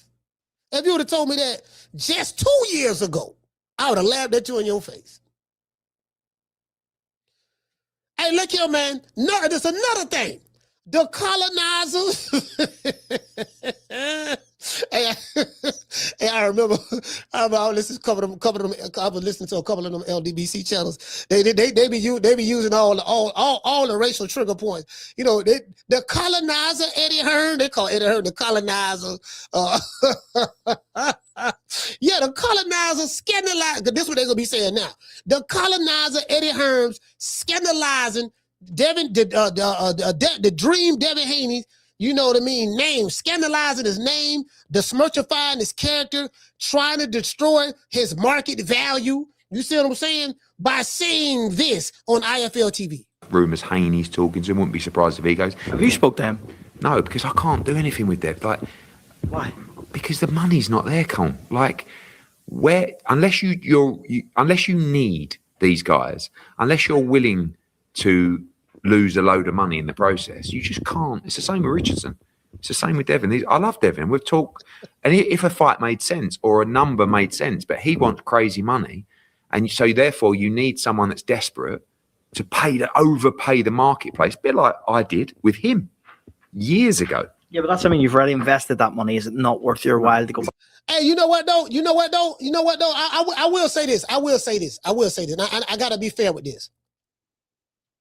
The reason why some boxing fans talk about the Devin Haney's, they talk about certain fighters and money and stuff like that, because the fighters who always make money, their vocal point whenever they talk in public, like I gotta have so much amount of money and I'm a star, I'm superstar, I'm this, I'm that. Those are the guys who normally get the flack, because this is the thing, right? There's nothing wrong with the fighter wanting 20, 30, 40, 50 million dollars. Nothing wrong with that. You want the fighter to make as much money as he possibly can. Nothing wrong with that. But then you got to deal with reality. Because if you want somebody to pay you 8 figures to step in the ring, in business, I know because I got my own business, you will have to see some type of return. That's just how it works. It ain't got nothing to do with skin color. It ain't got nothing to do with none of that shit. We talking about pure business. We just dealing with pure business, strip everything down to the bare bones of just business, right? Okay, if I put $1 in, am I going to see $2 back? If I put $1 in and I'm only bringing back 10 cents or 20 cents or 30 cents on the dollar or 40 cents on the dollar, I lost 60 cents. So now it's like, okay, fam, I hear what you're saying. You want this much amount, but I'm not going to bring that much back with interest, with profit. So I can't pay you this because I'm not going to make that back. Oh, man. And then I said, okay, cool. Won't you show me the numbers that you done won't you show me your numbers? And then what? If anybody would know, Eddie Hearn would know, because Eddie Hearn had promoted Devin Haney before. He promoted him. Regis Pro great fight. Heard he lost on that. That's what I heard. I don't know how true it is, but that's what I heard.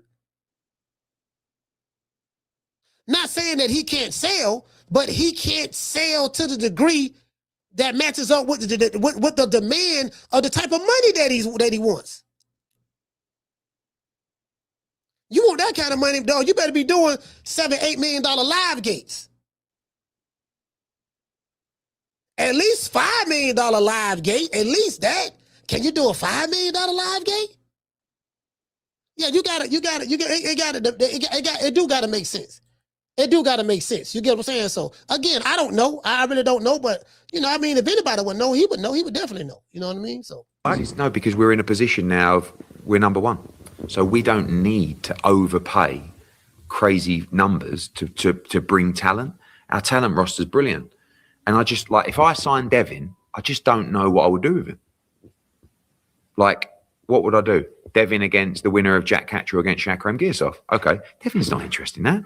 Devin just wants huge money. You could make the Ryan Garcia fight from those. No, I think, look, the Ryan Conor Ben fight was done ages ago. So that's there. Maybe Devin could fight the winner of that in time. But Devin's got to do what's right for Devin. Rumors. You know, I mean, you know what I'm saying? So I mean, I know some people up in arms about that. You know what I mean? I get it. You know what I mean? But yeah, I'm just saying for me, like I know again, like dude, like when you go to talk about this superstar stuff, I'm like, fam, the math ain't mathing, man. The math ain't mathing. Math, M-A-F, math. The math ain't mathing. Now I'm gonna tell y'all something. This fight right here, now I'm excited about. You know, you ain't gonna hit nothing about these two dudes wanting a boatload of money. They understand. They know their market value. O'Shaquie Foster and Raymond Ford, they know they don't have a really, really high market value. So it's gonna be it's easy to put this fight on, and it's gonna be easy for this fight to sell in Houston.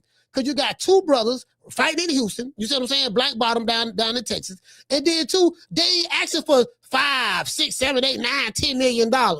You know, they probably want a meal apiece. And they say, I tell you what, baby boy, I'm gonna give you a meal and I'm gonna give him a meal. You dig? Cause I think, cause O'Shaquie went top rank, and then so this is a top rank. This is a top rank and Matchroom promotions joint event, and this is top ranks over there with the zone and just make everything better. So you know they ain't gonna be asking for much. Yeah, dog, let me get a cool meal, something to wet my beak. You know what I mean? So he get a meal to wet his beak. He get a meal, and that's cool. You can make that money back. See you can make that back with a profit. You get what I'm saying?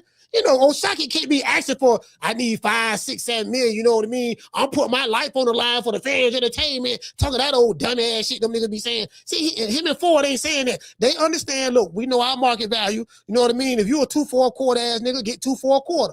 You know, those are drug terms in this city. You know, nigga, if you a quarter key ass nigga, you know, don't be talking about something, don't be talking about something, you know, you want 20 bricks. No, you can only move a quarter key at a time. You's a quarter key ass nigga. You see what I'm saying? So, nigga, if you can only move a quarter key, don't be telling me you want me to front your 20. True. You know I'm good for it, dog. Front me the 20, dog. You know, no. I'm worth 20. How you worth 20, but you only moving when I look at what you're moving a quarter key a week, fam. No, I won't. No, you get what I'm saying? Like, it just gotta make sense. That's all.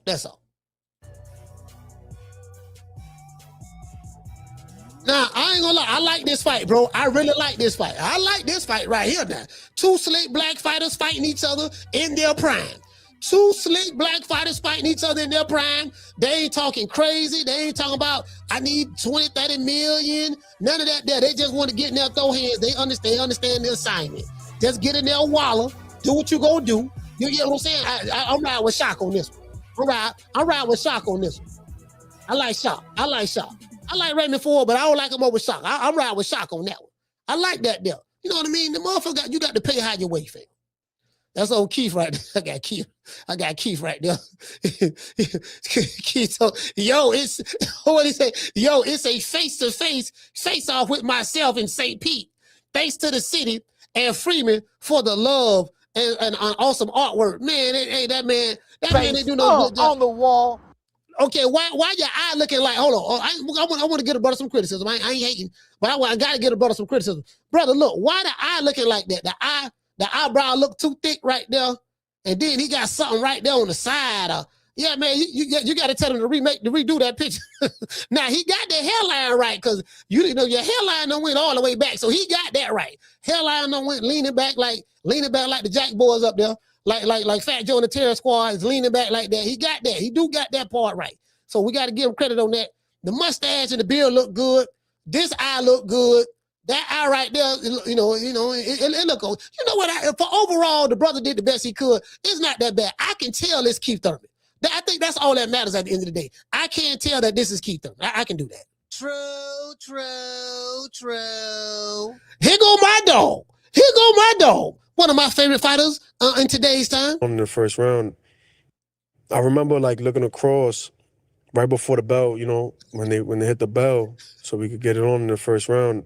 He was looking like a boy. That dude, Canelo wanted to take my head off, man. Mm-hmm. You know what I'm saying? But I was ready. I was like, let's get it. You see we went 12 rounds and it was like back and forth. You know what I'm saying? He was low blowing me. I was low blowing him back. Hey, bro. I'm gonna drop these phone lines. Jamie, the man still talking about Canelo like that, bro. That's the highlight of his life. Yeah, dog, we 12 rounds with Canelo. You saw it? We were going back and forth.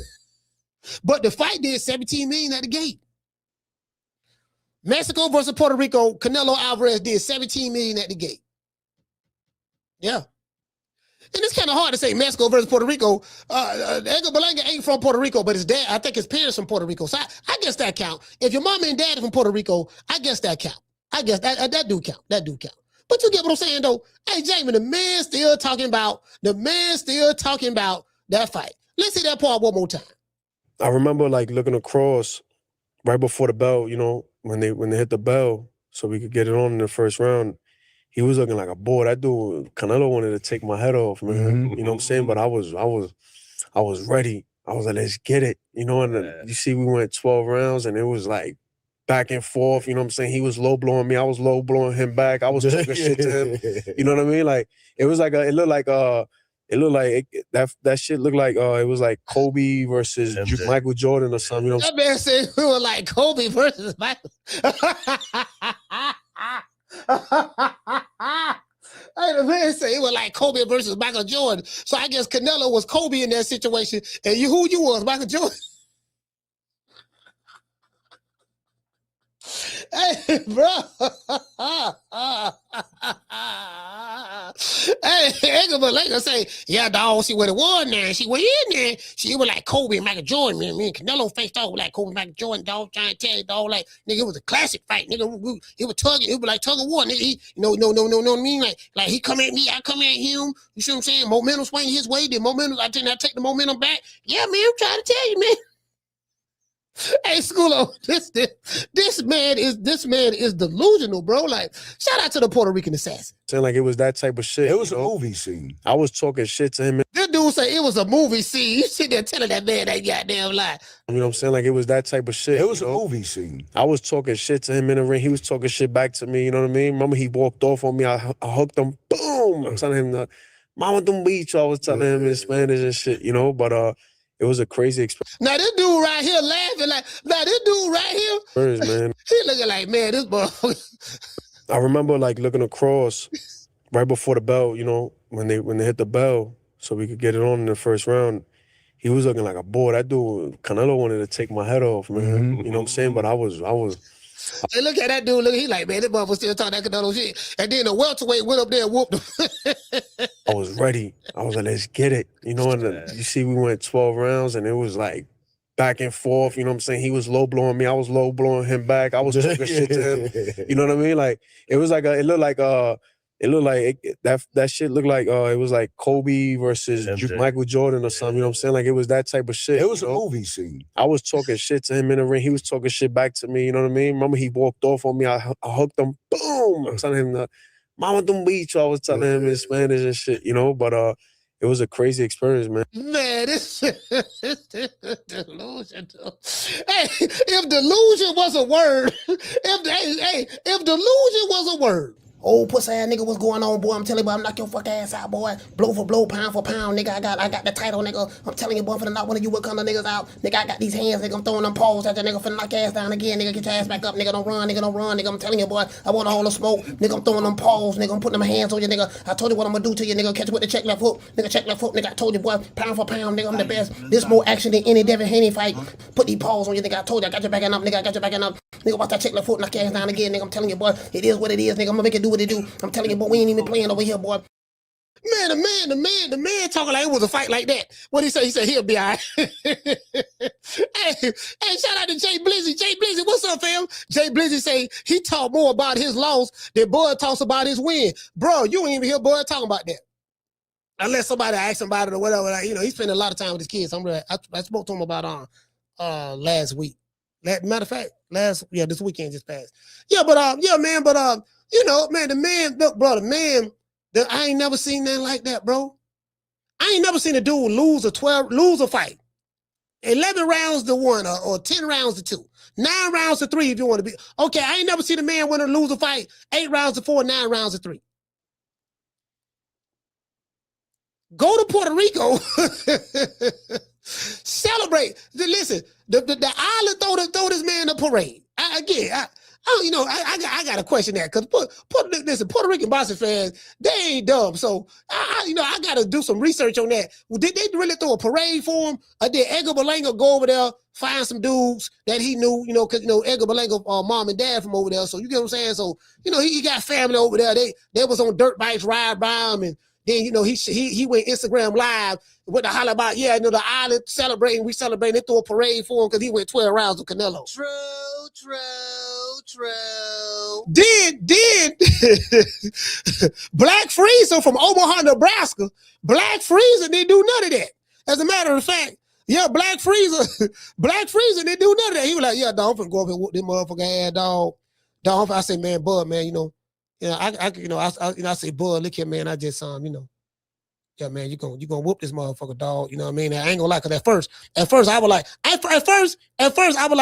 ain't think he can win because I was like, man, I don't see you getting knocked out. But if it go 12 rounds, dog, them judges ain't gonna give you that fight. You fight Canelo, a Mexican fighter, the face of boxing in America on Mexican holiday, bro. I don't know about that, fam. You sure about that? He say, coach. This was like. I remember I interviewed him. I interviewed him at his house in Vegas. This was in the lead up. Matter of fact, I think this was right before the interview we was talking. And I was like, man, I say, now, before you get in the ring, you're going to be down 2 rounds already. 2 or 3 rounds. You already know that now. You're going to be down 2 rounds. You got to pitch a shutout this motherfucker. And he told me, he said, coach, that interview, I was sold. He said, coach. He said, look, motherfucker can't beat me, man. He just gave me that look. He said, he can't beat me. He said, you're going to be surprised how easy I make it look. I said, well, shit, I'm riding with you. You know what I mean? You can motherfucker, you my brother. I'm riding with you. 7 days a week, twice on Sunday. I'm riding with you. But you fighting this man today. You know what it's going to set up. He said, I already know. He said, I already know. I said, I can't give him nothing. I'm going to have to take it. I can't give him nothing. He said, I'm going to beat him so thoroughly to where they can't take it from me. And lo and behold, when they read the scorecards, one judge had it even going into the 11th round. One judge had it even.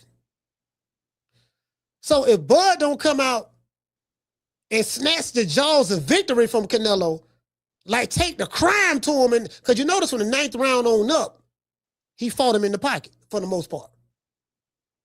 He boxed the shit out of him. Fought him right there, mid-range and in the pocket. So one judge had it, bro. I told him, I said, man, I told you, dog. He said, yeah. He said, yeah, you said that. Yeah, I'm talking about 10. After 10, it was even. After 10, it was even. I say, man, goddamn, boy.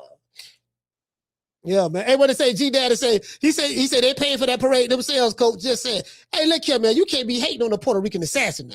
You ain't finna be besmirchifying. Hey, G Daddy, you not finna be besmirchifying the Puerto Rican assassin's name. We're not doing that. We're not going to do that. The man a star. He's a star. We went 12 rounds with Canelo, and we did it for the Puerto Rican. I felt like a Spanish, like a Puerto Rican in this hair. I felt Puerto Rican. Y'all know I loves me some Puerto Rican. I felt Puerto Rican in this. Rican. Phone lines open. You want to talk some shit? Call me. Start some shit, bitch. Sup, fool? You gonna talk shit about me, homie? Where you from? Hundreds of niggas is waiting for your motherfucking call, and they all talking shit about you right now. Call the coach at 530-494-9636. We waiting on your bitch ass. Yeah, man, that's what it is, man. It's like, man, goddamn, man. I'm like, man, you know what? If you Edgar Berlanga, why are you bragging? Why are you bragging about going 12 rounds in a losing effort? Especially after that, 2 fights after that, a welterweight moves up and beat him.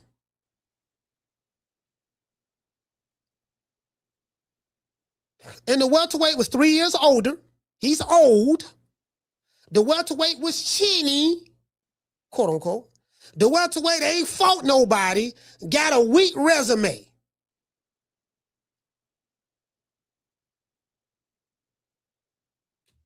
He went up there and beat him. In a unanimous decision. Unanimous. Meaning all 3 judges agreed that that one man won. So why are you still talking about you went 12 rounds with Canelo? True. I don't get it. Why are you still talking about, it's like a dude bragging about that he came in second place. I came in second place. I came in second place. Bro, who brag about coming second place? Don't ever forget, when I found you, you was strung out on coke. When I found you, you was like a big house, contemplating about killing yourself. So don't you ever forget who brought you to big time box. I drugged you back. I brought you back. I provided food and put food on your table for your family to eat. And I'm doing it for the second time. So don't you ever forget that. Yeah, man. And then, we gonna go live. We're gonna go live because I thought that fight was gonna be on Amazon Prime. I wasn't buying that shit.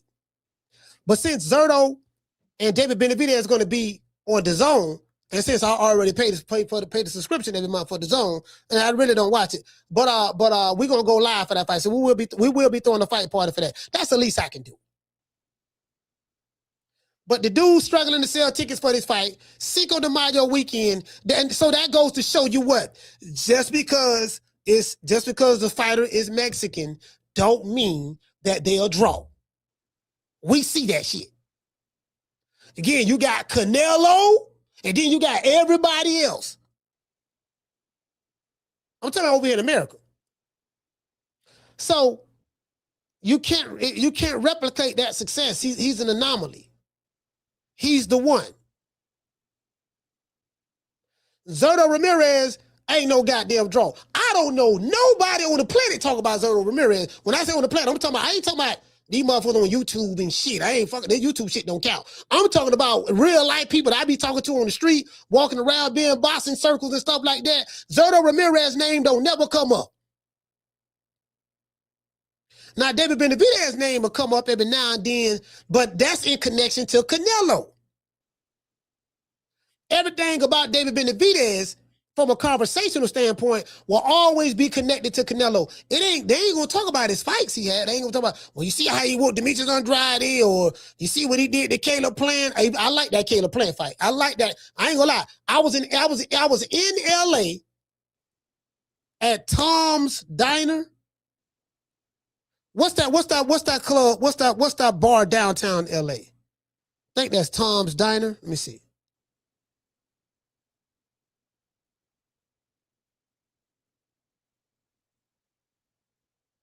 Let's see.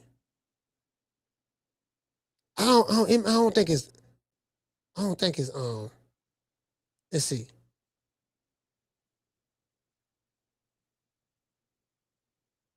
Downtown. It's called I need to get in contact with Steve Kim.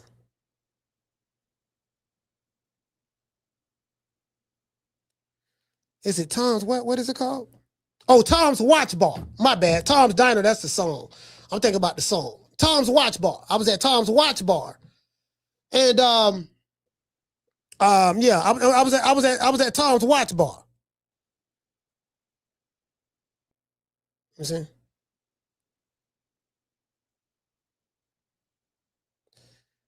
And I watched, it was me, who it was. It was me. I'm gonna tell you who was there.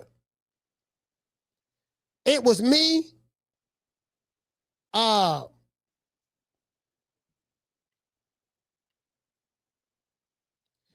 It was me, Steve Kim,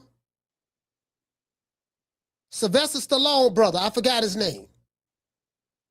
Me, Steve Kim, Sylvester Stallone brother, Frank Stallone. Me, Steve Kim, Frank Stallone. Trying to think who else was there. Was Drew there? I don't know if Drew was there. I don't think Mr. Tomato Can was there neither. It was somebody else that was there. Damn, bro. Yeah, but we watched that fight. That was a good fight. Tom's Watch Bar downtown in LA, downtown, right? Listen, they got TVs everywhere. This is probably one of the nicest establishments to go watch sports. And guess what? They be watching WWE in there too. Anytime WWE on, that bitch packed. True. Anytime they have WWE on in there, that bitch packed, bro. Frankie baby. Yeah. Yeah, but I was in there with Frankie baby. Hey, shout out to Akila. You get what I'm saying? Hey, shout out to Brandon Sweet Like Candy. What's happening, Brandon? We sitting there trying to figure out why these dudes ain't no draw. Cause I've been hearing all of that. I've been hearing all that fugazi. Hey, what did he say? He say da da da da da da da. Yeah, Susanna Vega. Actually, you know what? The version that was a hit. That song came out like 2 or 3 years prior. I think it came out. What the version you talking about? What da da da da da da da? Yeah. That's her. That's her, right? But she came out with an acapella when it was kind of like on the B side of an album. She came out of acapella. Then there was a DJ that remixed it and put that beat on there. That's the one that played. That's the one that got played on the radio and everybody know. It was a DJ that remixed it like 2-3 years later. Yeah, Tom's Diner. Yep. Her name was what is her name? Her name is I think the chick that made that song, her name is Susanna Vega, if I'm not mistaken. I think Susanna. I could be wrong, but I think Susanna Vega. Yeah, man. I forgot who the DJ was, but he did a good job. He like, cause that song went no hit when it originally came out, cause it was acapella. When he put that beat on there and remixed it, then it came. I think it came out like a few years after it initially came out. Shout out to WMS. He said, "Yep, that's it, coach." Oh yeah, okay, for sure. Hey, check it out though, right? So I'm trying to figure out. So we got the fight party. Since it's a Mexican fight, all Mexican car. I'm wearing my Mexican colors. I'm bringing the flag back out. You know what I mean? So for this weekend, I'm bringing the flag back out. I'm having my soldier rag on. I got the Tampa Bay right there, but cause I represent the Buckaroos. You know what I mean? The Buckaroos. I represent the Buckaroos now, but yeah, we gonna go ahead and you get what I'm saying? Stop. My locks. My locks are just so wonderful. I just have my hair right here. It's okay. And I tell Kid, I say, Kid, don't worry, son. I want you to have an edge like me, like your mommy, and I'm gonna throw hair back. Motherfucker throwing it. Bro, a grown ass man ain't got no business. A grown ass man, dog. You see a grown man throwing his hair back like a hoe, but that should tell you something. True. Nigga throwing his hair back like a hoe. You know what I mean? Hey, what it say? Y'all say I take that off the radio. Oh, WBLS, New York. Oh, okay. Yeah. Hey, check it out. Hold on. So we got the Puerto Rican assassin now. Y'all know I fuck with Puerto Rican assassin now. A first one. Well, listen, I'm not tolerating no Puerto Rican hate over here. And then, hold on. And another thing, right? We going platinum. Y'all, hey, listen, Yamas, I don't know if you was here when I showed you this. Brandy, I don't know if you was here when I played this, but I want y'all to see this. This how I know Dolly Baby Mama by Edgar Berlanga is going platinum. When you got the boss, you know what I mean? William Roberts, former correctional officer, not Free Rick Ross. I know the real Rick Ross. The rapper Rick Ross. And when you got the boss, you know what I mean? Vibing to your song, you know it's finna be a hit.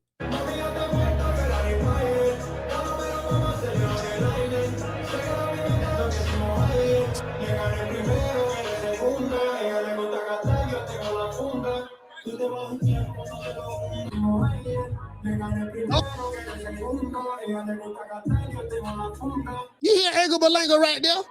Edgar Berlanga say, Rick Ross vibing to my song. Hey, these niggas better do something. They better have some kind of side hustle. Be in the studio making beats on the side. You know what I mean? They better be doing some shit. Cause in a few minutes, boy, the well is dry. The well finna be dry. In a few more minutes, bro, shit, you better see Wilder. See what? Hey, what they say? Brandon say the crowd is dead, coach. Hey, Brandon, man, that's not the crowd for that song. You don't play no Dolly Baby Mama. Hey, you see how them black folks up there? Hey, black folks ain't listening to that. You play Dolly Baby Mama, Dolly Baby Mama. Yeah.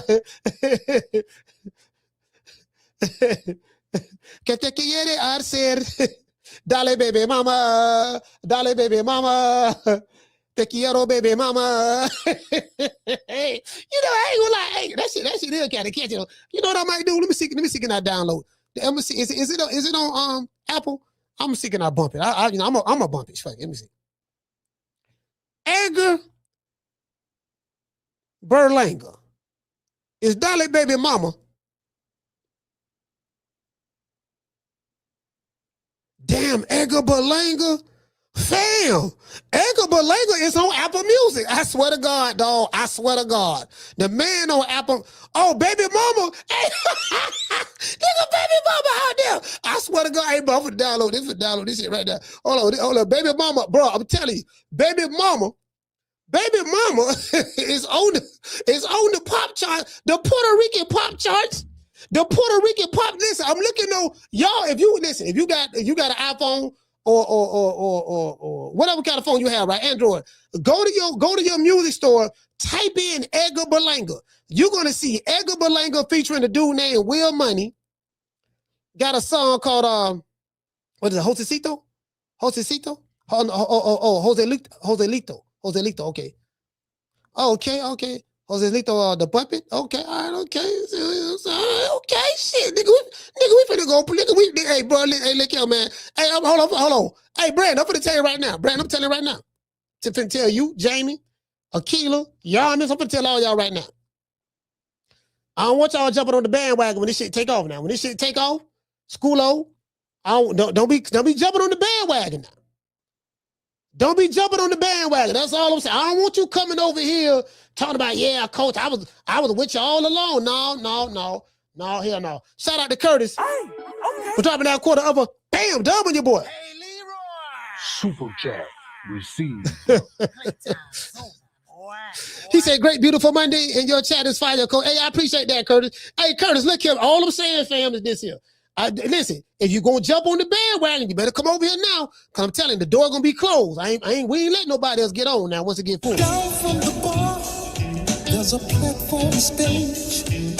People pimping, sharp as razor blades. All this hate, all this Puerto Rican hate, especially for Puerto Ricans. If you Puerto Rican and you don't like Edgar Berlanga, you might need to check yourself. I felt like a Puerto Rican in this hair. I felt Puerto Rican. Y'all know I love me some Puerto Rican. I felt Puerto Rican in this. Rican. Matter of fact, hold on, all that hate, all that Puerto Rican hate y'all doing. Okay, let me see what's up. Wait a second. It says that's Baby Mama right there. That's Baby Mama.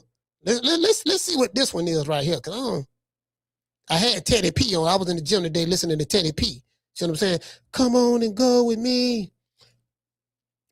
Come on over to my place. I'm talking about nigga Teddy P. See, back then, they was so smooth with it, fam. Nigga Teddy P, boy, that's how you used to talk to a woman back then. Yeah, baby, come on and go with me, man. Come on over to my place. You know I want to talk to you. No, you gotta, you had to be real finesseful, and you had to have game back then. Now y'all just anyway. Hey, let's see what's that. Edgar Berlanga? What? What that is? Don't blink when Edgar Berlanga is in the ring. Okay. Berlanga has all the markings many feel the future world champion. Okay.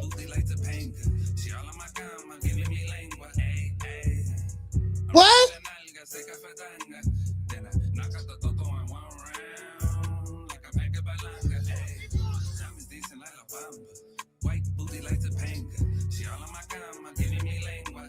Okay, let me see what's up.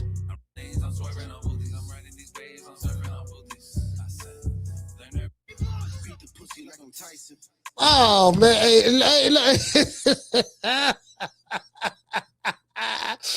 so this song right here, it's a Edgar. The name of the song is called Edgar. It's a Edgar Berlanga featuring Will Money. Who's that? Jose Lito the Puppet? What? Hey, is it? Oh, yeah, that's Edgar Berlanga. That's him. That's him. I mean, this is song. So anyway, then we got Baby Mama. We got Baby Mama too. So Baby Mama, the second single off the mixtape. And by the way, ladies, and I'm telling you the God's honest truth. By the way, ladies, I'm telling you the God's honest truth. By the way, ladies, I'm telling you the God's honest truth. I had a dream, and spirit confirmed to me in the dream that I'm supposed to have 2 wives.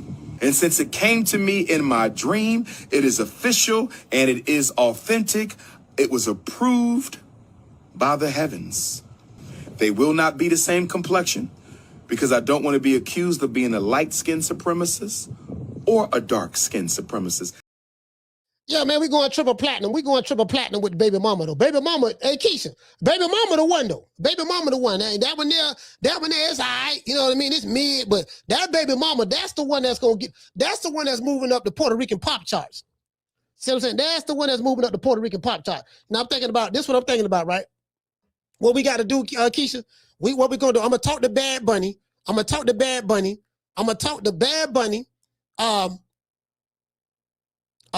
Daddy Yankee, J Balvin, we gonna, you know what I mean? Let's see who else we got. Is there any more good Puerto Ricans out there that I miss? Anybody in the chat? And you know what? We just gonna do an all Puerto Rican tour. I don't want to bring Fat Joe. Pistol Pete can come, but I don't want to really bring Fat Joe, because Fat Joe not full Puerto Rican. He think he part Cuban. So again, Nori. That's what we gonna do. We gonna do an all Puerto Rican tour. Fuck it, we'll let Fat Joe. We'll let Fat Joe come on. Fuck it, you know what I mean? We'll let him come on. I ain't gonna do Fat Joe like that. We'll let him. Keisha, I ain't gonna do Fat Joe like that. We'll let him come on tour with us. Shout out, she said that. I ain't gonna do him like that. I really don't want him to be a part of it, but I'm not Puerto Rican, so I really don't have a say in it. But you get what I'm saying? Whatever they decide, I'm gonna roll with it. But what we got to do though, we gotta talk to Bad Bunny. We have to talk to, and we can get Bad Bunny on board with this. Bad Bunny and Daddy Yankee. We get Bad Bunny, Daddy Yankee, Edgar Berlanga. You get what I'm saying? We can do that. And then guess what? I'm gonna tell you what else we need to do. Hey Jamie, we need a song with Mark Anthony on the hook. True. We need a song with Mark Anthony singing on the hook. That's what we need. I think that's the next step. We got to do something with Bad Bunny. We need a song with Bad Bunny. We need a song with Daddy Yankee. We need a song with Mark Anthony. We get that, I think that'll round out the mixtape.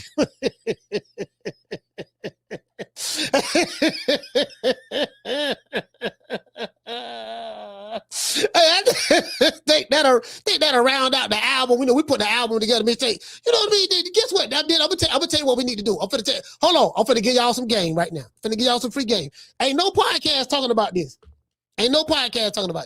Boxing podcast. No podcast on the planet. But you know me, I'm a walking idea. So I came up with another idea. I'm finna tell you what we need to do.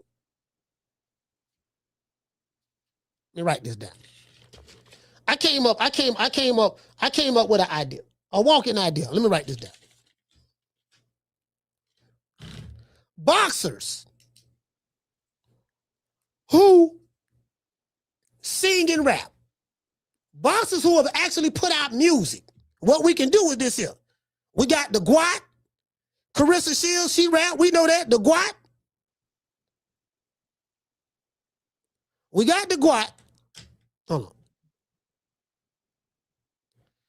Deontay Wilder. Call her, hold on. Deontay Wilder.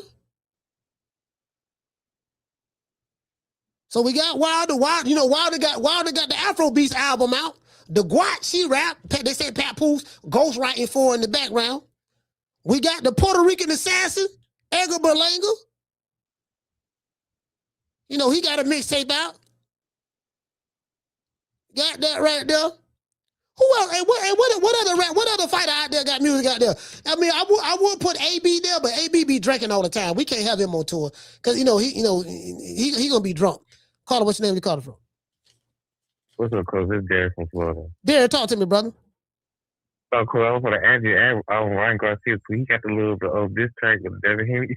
David Henry, this track, you got to add him. You got to add him on the list too, Coach. No, we can't put him on the list, man, because he got popped with Oscar, man. If he wouldn't have got popped, if he wouldn't have popped hot, we could have put him on there. But he popped hot. All right. My take on this call. Yeah, the Benavidez close. I mean, yeah, it's a good fight, so you know who's gonna win. But I was thinking, Benavidez, man, he just fought at 175. He's fighting like cruiserweight. Man, you better be careful, bro. Them boys big.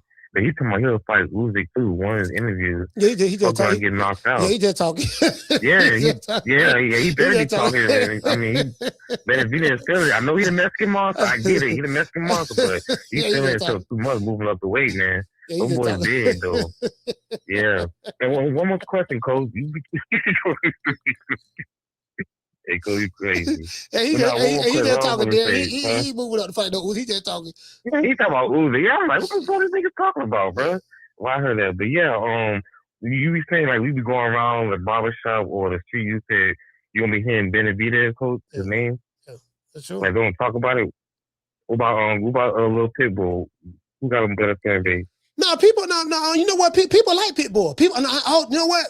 I mean, I ain't seen a whole lot of people talking about it, but when people talk about Pitbull, Eastside Cruz, you know, because he got notoriety from fighting Tank, and he performed so well when he fought Tank. So yeah, people like his boxing style. I mean, he ain't no superstar, but you know, when people know he's on the card, they gonna watch because they know Pitbull coming to fight. They know what they're getting. Yeah, that's right. Cool. All right, come on, call. All right, salute, fam. Shout out to Derek, man. Florida stand up. Yeah. See, we going platinum. See, I'm putting the tour together right now. I'm gonna talk to Al Heyman because y'all do know Al Heyman. Al Heyman come from the music business. See, he was a concert promoter. Al Heyman was a concert promoter. So what I'm gonna do? I'm gonna try to reach out to Al. Well, you know, I guess I gotta be like everybody else and sing Al Heyman. I can quit my job now, baby. 6 figures, baby. You feel me? But a name. Do you have a name? Oh, nah, I ain't got no name, you know. Name them names, man. They know who they is. Name them names, please. The names need to be named. They know who they is. The Mexican monster. All right, I'm putting the tour together right now. Hold on. So, okay, all the fighters I know that make music. I'm putting the tour together right now. We got the Guat, the Bronze Bomber Deontay Wilder, Edgar Berlanga, the Puerto Rican assassin, AB. I think if we get AB back in the studio, get the rapping like he used to, and get him on tour, I think we can probably help him clean his act up. And then Danny Garcia rap too. He got music out there. So that I think we can run with that. True. We're gonna put together just a tour, you know what I mean? And you know, we're gonna talk. I'm gonna talk to Al. See, I get Al. Hey, Al, look here, man. Look here, man. Look here, man. Right now, we think about going on tour because the boxing money don't dried up, so ain't no more money in boxing like that. Turn out he ain't want to come over here and overpay us no more. So look, what we're gonna do? What we're gonna do, Al? Look, we thinking about just diversifying our portfolio.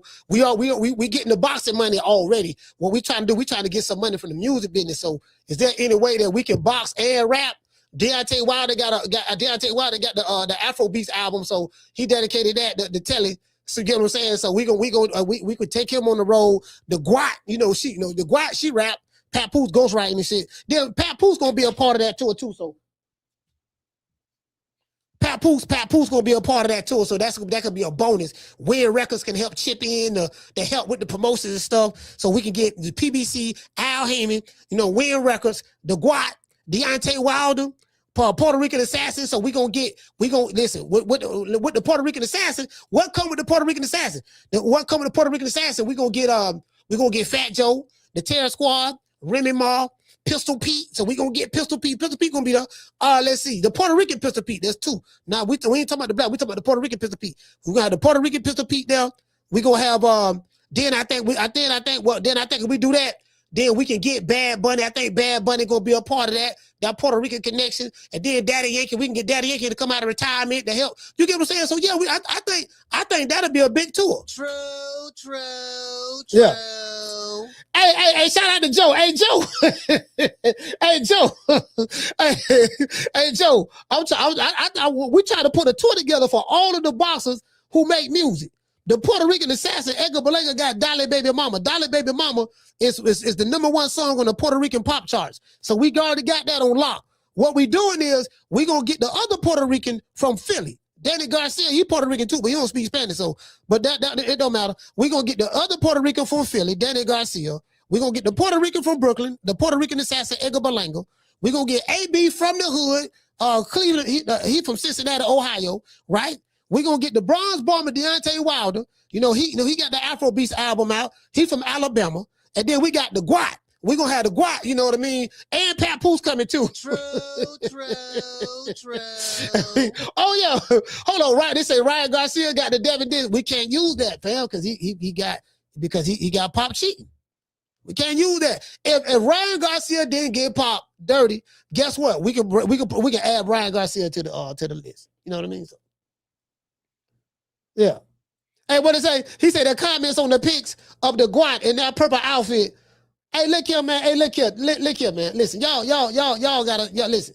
Y'all gotta leave the Guat alone. The Guat is doing her thing right now. Right now, she in love. We got Papoose.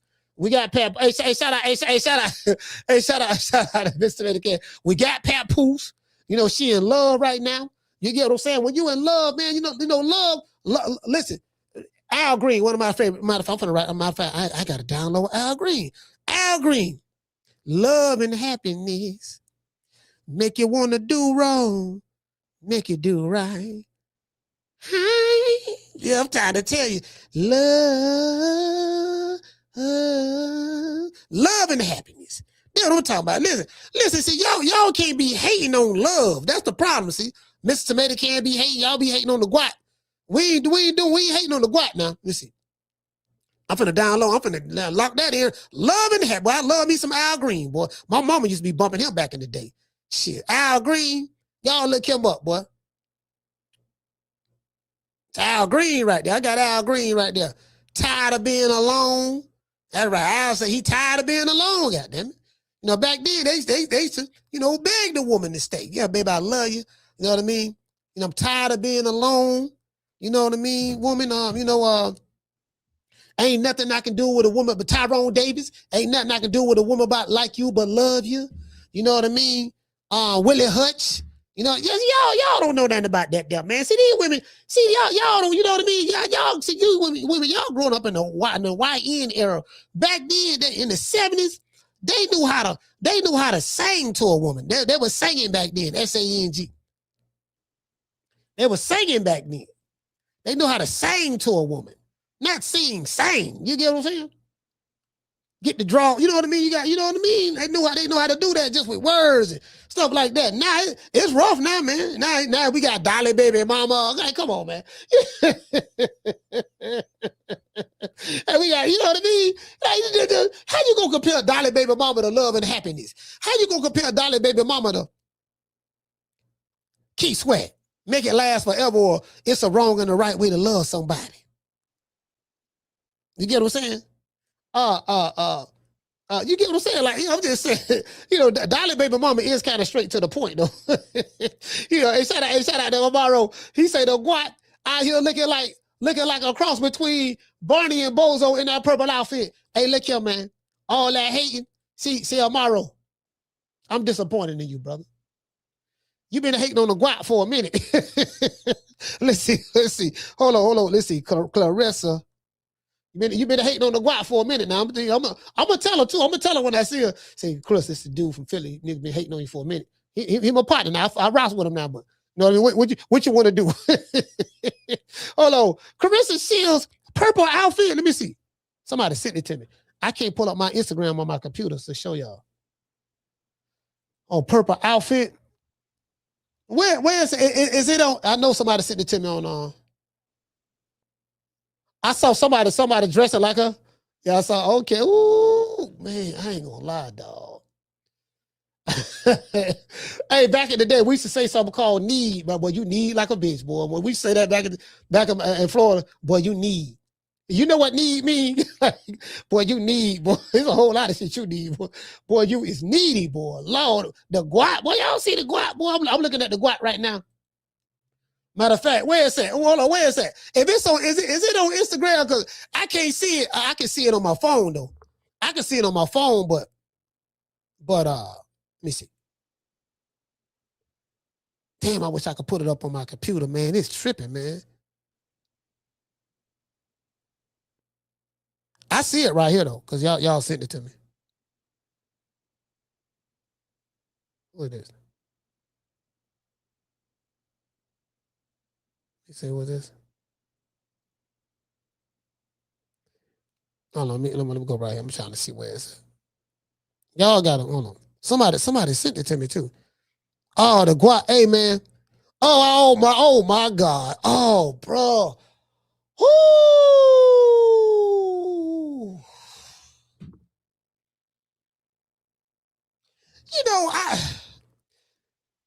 Bro, you do everything in your power. Like, this how Pat Pooh's walking. Man. Let me see, can I? Is it going? I'm gonna see if it's gonna let me open it up. No, you know what? Is it gonna let me do it here? It's gonna tell me to put my put a security code in from my authentication app, which I do have. Have that right there. But it's not, it won't take the number. I don't know why. It's a free one. I ain't paying for no. Let me see. Yeah, still doing that same bullshit. It won't allow me to yeah, it won't. Yeah, keep telling me, yeah, it won't allow me to yeah, it's crazy, bro. It's crazy. But anyway, that's neither here nor there. But yeah, man, hey, shout out to Akil. He say Coach Edgar versus Danny, Battle of Puerto Rico. Nah, Edgar not Danny out. Danny washed up. Danny Garcia washed up. He'll be. I wonder where it's at. Is it on I see it on Instagram. I'm looking at it right now. She walking with Pat Pools, but I can't show it. You see? Yeah, I see it right here. Keep it smiling. Oh man, this got this girl right here. You like my outfit? Yeah, this is a girl dressed like her. Yeah, she went and got her extensions. I think she said she got 18 inches or 24 inches or something like that. You know the crazy part about it, hey, Carissa, the Guat do a lot of projecting. She do a lot of projecting because I be listening to her in some interviews. It's a lot of shit that she say. She the one that's it's like someone preaching on themselves. Everything that she say people doing to her is actually her that's doing it. but somehow she finds a way to become the victim in the situation. Like it's strange. It's really strange. Like I'm not saying people don't criticize her or nothing like that, but I think her attitude is so perfect example. Like I'm looking at this Klay Thompson and Meg Thee Stallion situation, right? So Meg Thee Stallion, she got all of her fans like, yeah, Klay cheated and he didn't want to be monogamous. Now, the crazy part about it is this. Shout out to my main man, H-Town T-Man, for becoming a member. Let's give him a round of applause.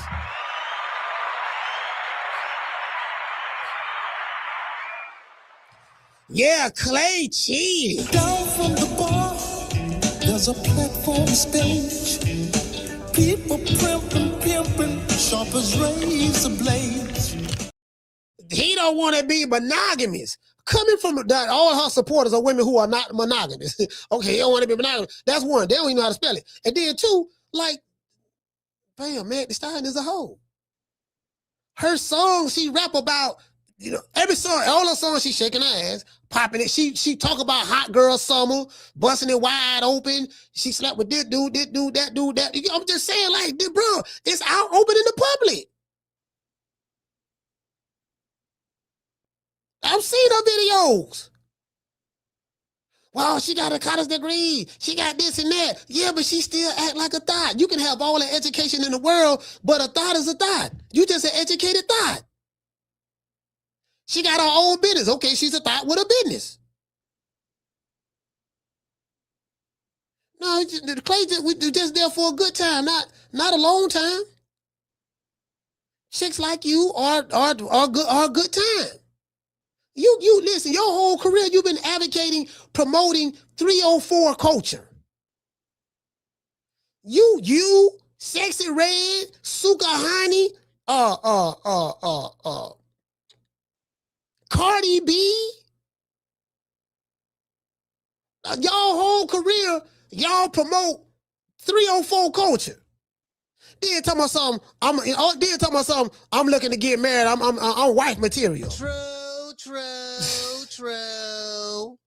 You got it. No, all I'm saying is, and again, I don't want to throw anybody under the bus. You got to stand on that shit though. That's all I'm saying. Stand on who you are. Live in your truth. See, let me explain something to you.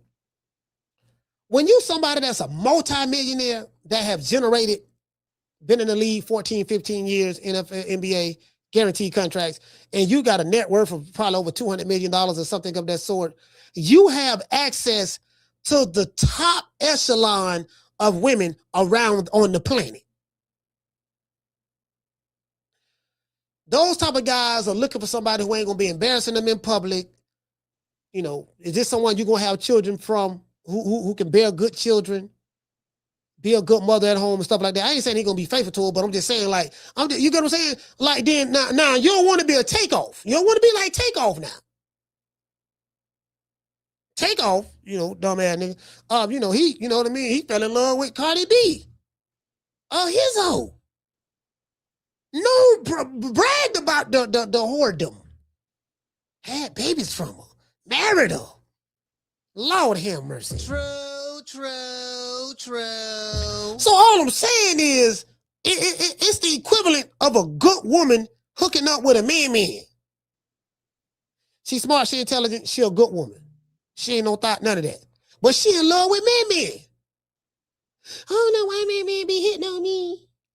Man back in jail again. I gotta try to get some money out to get as a lawyer. Hold on, I gotta get off the phone because man gonna be calling me collect. Like, they be crazy about man. I'm like, you do know that was man when you got with him, right? You knew that was a man when you got with him. I don't know why he be doing me like this. I'm finna break out with him because he's still out in the street.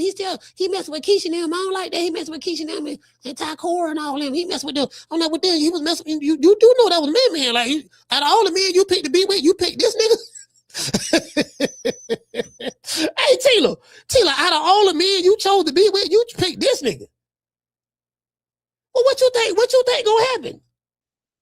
Hey, Sal T.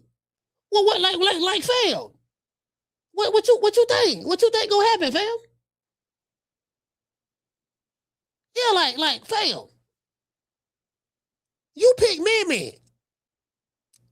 Girl, I don't like them. Girl, I don't like them. I don't like them. I don't listen. I don't like them good dudes. Them good dudes, they ain't no fun. I like dudes like him. I like them thugs. Okay, all right. You like the thugs? Okay, cool. All right. Yeah, girl. Matter of fact, come here. Listen, all bullshit aside. I know some chicks back in my day. No, you know, back in my day, recently. Matter of fact, probably a couple of years ago. Yeah, dog. I'm at where was that? Well, I was at the I want to say I was at McFarland Park. They had like a little block party. Like they had like a little block party at the park or something, right? In West Sample, right? McFarland Park. I'm at the park and shit. There's 1,000 motherfuckers out there, right? I'm sitting there ear hustling. It's some chicks that's sitting there talking and shit, right? They drunk, playing loud music, everybody playing loud music, everybody smoking, barbecuing. It's barbecue. Just a big old, just a big old picnic or something of that sort, right? Chicks sitting there talking. Yeah, they were talking about like what type of they don't like the square men or something of that sort. They like the thugs, them niggas fun and they do A, B, C, and D and all that stuff there. And I'm like, yeah, so like the chick literally was saying like, man, before I get with a man, like I asked him like I got the interview before he can get with me. Okay, so what is it? Okay, what kind of question you asking? Okay, what's your name is? My name Tyrone. Okay, Tyrone. Okay, you can take a whole lot. I'm a bitch with standards. I don't just fuck with anybody. I'm a bitch with standards. Like you think be trying to holler at me, think you gonna get some of this. Anyway, do you have any felonies? Yeah. How many you got? I got 15. You got 15 felonies. Okay, shit. That type of nigga. Have you ever, are you a part of a gang? No, but I have done some drive-bys. You did? Yeah, I just done one right before I came over here. Okay, shit, drive-by. I'm talking about shit. This my type of nigga. He gonna protect me. Let's see. I see you got a tattoo. How many tattoos you got?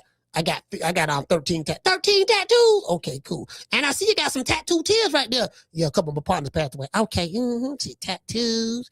Shit, I'm talking about shit, girl. Gonna have a baby from him. Let's see. All right. Do you have any active warrants? Yeah, I want it right now. Okay, you want it for real? Yeah, girl, I can look forward to you calling me collect. Girl, you heard what he said? He said he wanted. I can look forward to him calling me collect, girl, and I can be going down and visit him when he go to jail. Okay, let's see. He got warrants. Shit. All right. Have you been shot before? Yeah, I've been shot. You been shot for real? Yeah. Oh, I've been shot 4 times. Shit, he been shot. I'm talking about shit. I like my niggas with bullet holes. And they say, all right, how many shootouts you had? Well, I don't have drive-bys, so you know I have some shootouts. Okay, you don't have shootouts. You know what I mean? Girl, you know what? What? This the one. This the one right here. This the one I'm gonna be with. True.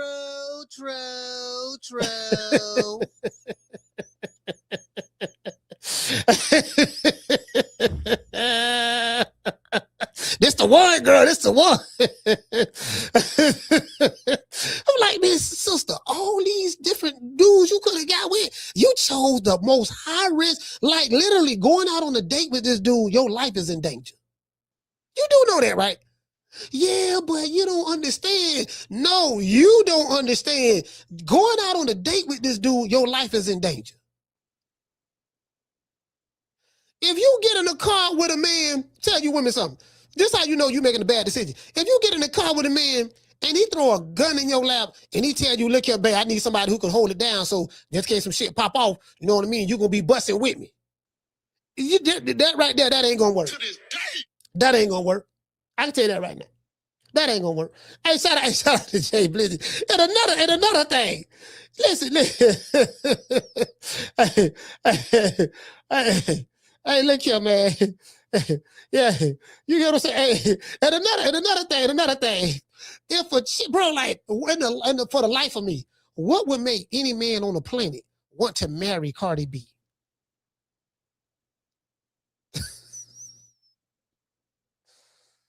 These dudes be having just physical infatuations for these. That's what it is.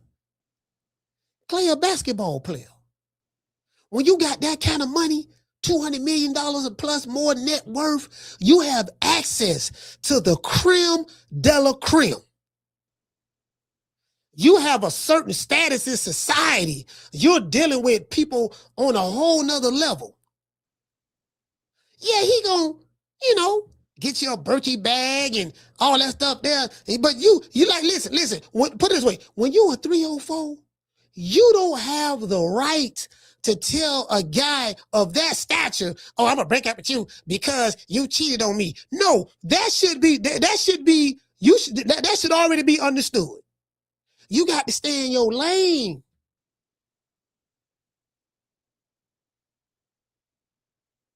It's a line of women waiting on them. You got to stay in your lane. You can't be no 304, got a history of sleeping with all these different rappers. All your songs are hot girl summer songs, thought pocket songs, shaking your ass, popping your cootie cat, busting it wide open, talking about how good you suck and how good you bust it. And then talking about something you want a real, you talking about something you want a husband. True. Yeah, he was there having fun with you. That's all. He was there having fun with you. That's all it was. Shout out to Danny. That's all it was. He said, I have no idea, coach. I agree they're a good time, but definitely not white material. What you mean you have no idea? Yeah, you're right. They ain't no goddamn white material. Yeah, that's all I'm saying. You can't be like both sides got to use common sense. Both sides got to use common sense. You can't mess with a man and talk about, girl, I can't find no good men. All you want is man. And then on the male side, you can't be no Captain Sabo. You can't have the cape on your back. You know what it was? Like if you lead with your mouth open, your ass shaking, your legs open, then that's what they're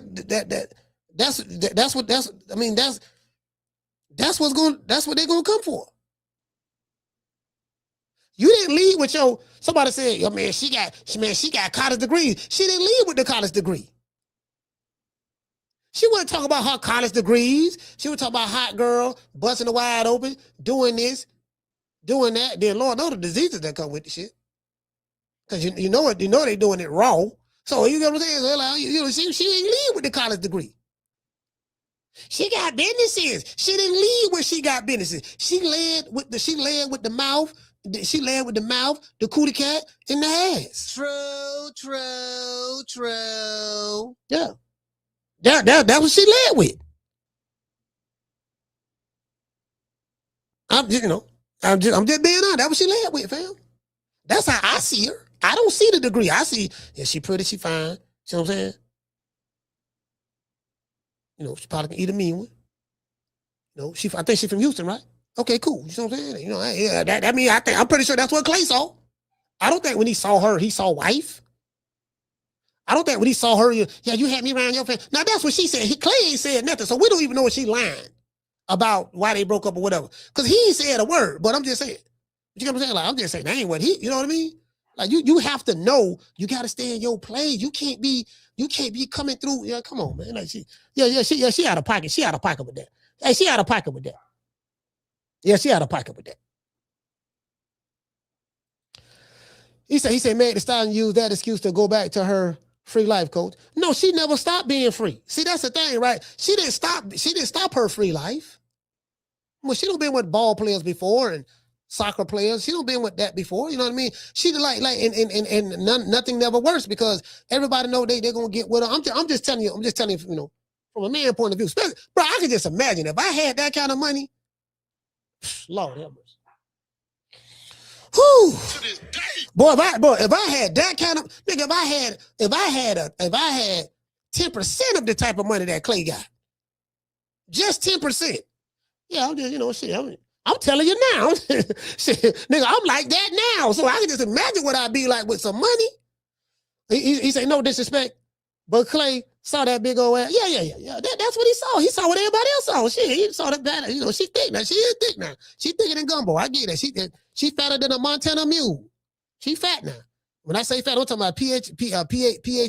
Fat. She fatter than a Montana mule now. She thick now. I got to give her that now, boy. She thicker than gumbo now. But outside of that, you get what I'm saying? So outside of that, fam, I mean, I think that's about it, fam. I'm just being honest with you. Hey, what did he say? He said, y'all heard about the spring break in Houston, all them STDs? Man, shit. Lord have mercy. Lord. Yeah, man. Somebody said, Lord have mercy. He said, Lord have mercy. Hey, you know what? Lord have mercy. Lord have mercy. Hey, Joe. That's what my mom used to say. That's the old folks from the South say. You hear anybody from this old folk, anybody old from the South grew up, when you hear them say Lord, they don't say Lord have mercy. They say Lord have mercy. Lord have mercy. I was like, Lord, that's how they pronounce it. Lord have mercy. True, true, true. Hey, man, let's give everybody a round of applause. Yeah.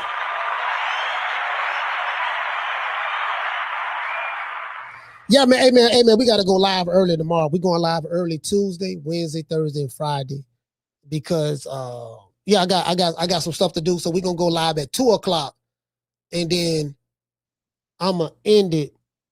We're going to end it at 4:00. So Tuesday, Wednesday, Thursday, Friday, live is from 2 to 4.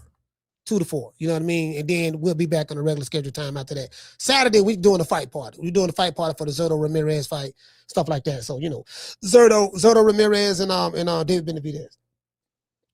Yeah, you get what I'm saying? So it is what it is. Hey, as a matter of fact, shout out to Freddie Chapman. Freddie, what's up? He said, Coach, you remember that picture? Yeah, why you Yeah. You ain't gotta put that out. You ain't gotta put your business out there, man, on Front Street. Like, you be. But since you said it, since you put it out there, you say, hey, Coach, you remember that picture I sent you of old girl? We back good again. Thank you, Jesus. I thank God for her. Lord have mercy. To this day. Whoo, boy, Freddie, man, boy, I ain't gonna lie to you, boy, ooh, Lord have mercy, boy. You know what I mean? So, anyway, one thing about me, who am I to get in the way? Who am I to get in the way of love? I got a new program coming out for the ladies. It's called Lunch with the Doctor. It's called Lunch with the Doctor. You make a $500 donation to FDMG Academy, ladies. $500 donation to FDMG Academy, and you get a free lunch with Dr. Umar, restaurant of your choice in the state of Wilmington, Delaware. I said we got a new program called Lunch with Dr. Umar. Private lunch. Ladies, you got to donate $500 to the FDMG Academy, and I will take you to lunch, private lunch, any restaurant you want in the state of Delaware. It's called Lunch with the Doctor, and it costs you $500. You don't pay for the lunch. I pay for the lunch. Any restaurant in the state of Delaware. Oh, yes. Brothers, don't hate. We got to stop hating. Brothers, we got to stop hating. Don't hate my ninja, because if I ask your wife if she want that luncheon, if I ask your wife if she want that luncheon, if I ask your baby mom, do she want that luncheon with the doctor, we know what she gonna say, ninja. Don't test my intellectual gangster. If I roll up on your girlfriend, your live-in prisoner, you call a girlfriend. If I roll up on your live-in prisoner, your romantic prisoner, you call a girlfriend, who ain't there because she want to be, she there because she got to be. If I roll up on your romantic prisoner, my brother, if I roll up on your romantic prisoner, you call a girlfriend who living with you because she got to, not because she want to. Do she want that lunch date with the doctor? Do your wifey want that lunch date with the doctor? I think we all know the answer to that. Me and you are not the same. I keep telling you that. Me and you, we not the same. You not 6'3", dark chestnut cocoa brown with the North Philly beard. You ain't Leo King, ninja. You ain't Pan-Africanist #1. Nobody flying you to every continent to hear what you got to say. Only me. Don't make me take my t-shirt off and turn into King Kong right now. Don't make me beat my chest. Don't make me beat my chest. King Kong. Stop playing. Yo, shout for season, man. Shout for season, man. Yo, I'm not the big son. Hey, man. Hey, shout out to Bo T. Bo T, what's going on, fella? Hey, shout out to Curtis, man. Curtis Ross. Hey, look here, man. Hey, look here. Hey, listen, I found this old video, right? Remember I told you I got a bunch of videos of receipts, right? Just in case, right? I found this old, I got to show y'all this. Show y'all this one, man. Shout out to these boys, man. I don't want no smoke. Y'all got it. Y'all got it, big dog. Big dog, y'all got it, big dog. I don't want no smoke. I don't want no smoke. But, and again, I don't want to throw anybody under the bus. So this here is, matter of fact, this here is, this is the, I think it's, Cash Money is an army, better yet a Navy. Cash Money is an army, better yet a Navy. So, so this right here, right? So, hold on, let me refresh it right. I gotta, Marble Max. So I gotta, hold on, I wish I could show y'all this. Hold on, I gotta show y'all this, the thumbnail. I wish I could show y'all this thumbnail. Anyway, hold on, matter of fact, I gotta show y'all, wait a minute. I got to be able to show y'all this thumbnail. Marble Max will be proud of the LDBC. You understand what I'm saying? And if you guys don't know who the LDBC, some of you guys are just hearing about us for the first time.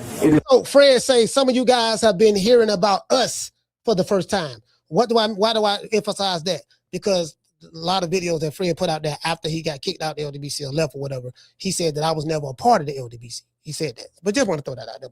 But I found this old video right here in my library, and it's interesting. Marble Max will be proud of the LDBC. You understand what I'm saying? And if you guys don't know who the LDBC, some of you guys are just hearing about us for the first time. It is literally about 100 black men doing videos every day, protecting and elevating black men on a daily basis. Yes, I'm rooting for them because they're black. Period. You don't like it? Too bad. The LDBC is calling him, he's racist. Yeah, so what? I don't give a fuck, bro. Team Wilder, Team Spence. Why? Because they're black. Better learn to like it. Or you can dislike it. I don't care. GM, I'm gonna cut you off, but I'm gonna add somebody right now. Hold on a second. He got Hey, pussy bitch. Hey, faggot motherfucker. Fuck you, nigga. I stand for black people, nigga. Fuck you. Don't ever fucking kill Deontay while name little bitch. Little faggot pussy bitch. You know what? I stand for black people, nigga. Like shit, you don't, nigga. Little faggot bitch. Say my name right now, nigga. I'm part of LDBC, nigga. We stand up for black. My people are 40 years, nigga, like partisan. Why am I showing y'all this? Because I'm showing y'all what I had to go through when I started my channel. That's how radical they were. These dudes are real radical, and I was being attacked. So I had to show y'all that. Like, I just found that video, and I said I'm going to show it on the show. But yeah, man, this guy, like, yeah, for real. Like, bro, you don't understand. This shit was crazy at one point in time, bro. Like, I shed digital blood in order to establish this over here. People been hurting for 40 years, nigga. For fucking 40 years. 40 years my fucking people been hurt, nigga. So don't you ever think that you little bitch. That's why you listen to mother right now, nigga. Fuck you all the time, bitch. Eat a fucking dick, nigga. Say your shit right now, nigga. Mark Breland is a disgrace. He's a traitor. A traitor, man, a snake. They said Mark Breland. Mark Breland. They say Mark Breland was a disgrace, a traitor. What did he do? What did Mark Breland do to become a disgrace and a traitor? What did he do? Saved his fighter's life, and his old people attacking him. I just had to pull our old receipt out. Oh, I ain't finished. We finna look at the entire thing. It's like 8 minutes long. They saying he being a sore loser, or they take it and turn it into something else, right? Yeah, he never even said nothing about the suit, right? Hell no, he didn't say nothing about it, bro. Like after the fight, man, it was, we was all in the back. You know what I mean? We was talking amongst each other. You know what I'm saying? Bro never did an interview with nobody, so that's why I'm trying to comprehend where the fuck is people getting this from. And now I was trying to comprehend that from like the very next day.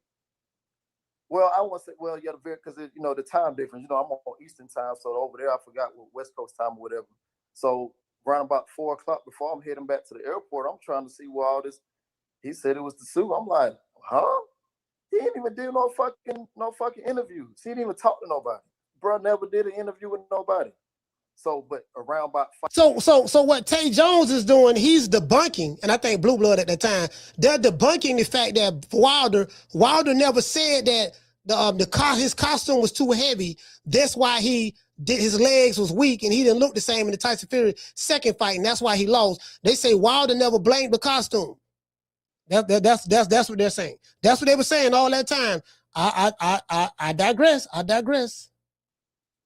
5 o'clock, no, about 4 o'clock, I'm heading to the airport. That's when I started seeing on my social media handles that he said it was the suit. I'm like, hold on, what?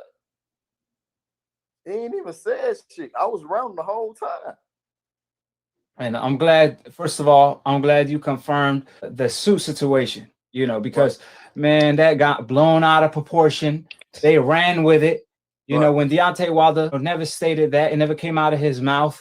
They made a huge story about it. I'm glad you brought that up because a lot of fans always, a lot of decafs, I should say, they always come to me claiming, oh, there's just another excuse next to the costume, blah, blah, blah, blah, when Wilder never said anything about a costume. So listen, these are the people who were attacking me online. 2021, 2022, 23, 24, 25, they kind of like, they ease up. In 2026, they gone. Bro, like this what I was dealing with. I just got to give y'all a little backstory. Come on, hold on. We almost finished. I digress. We almost finished.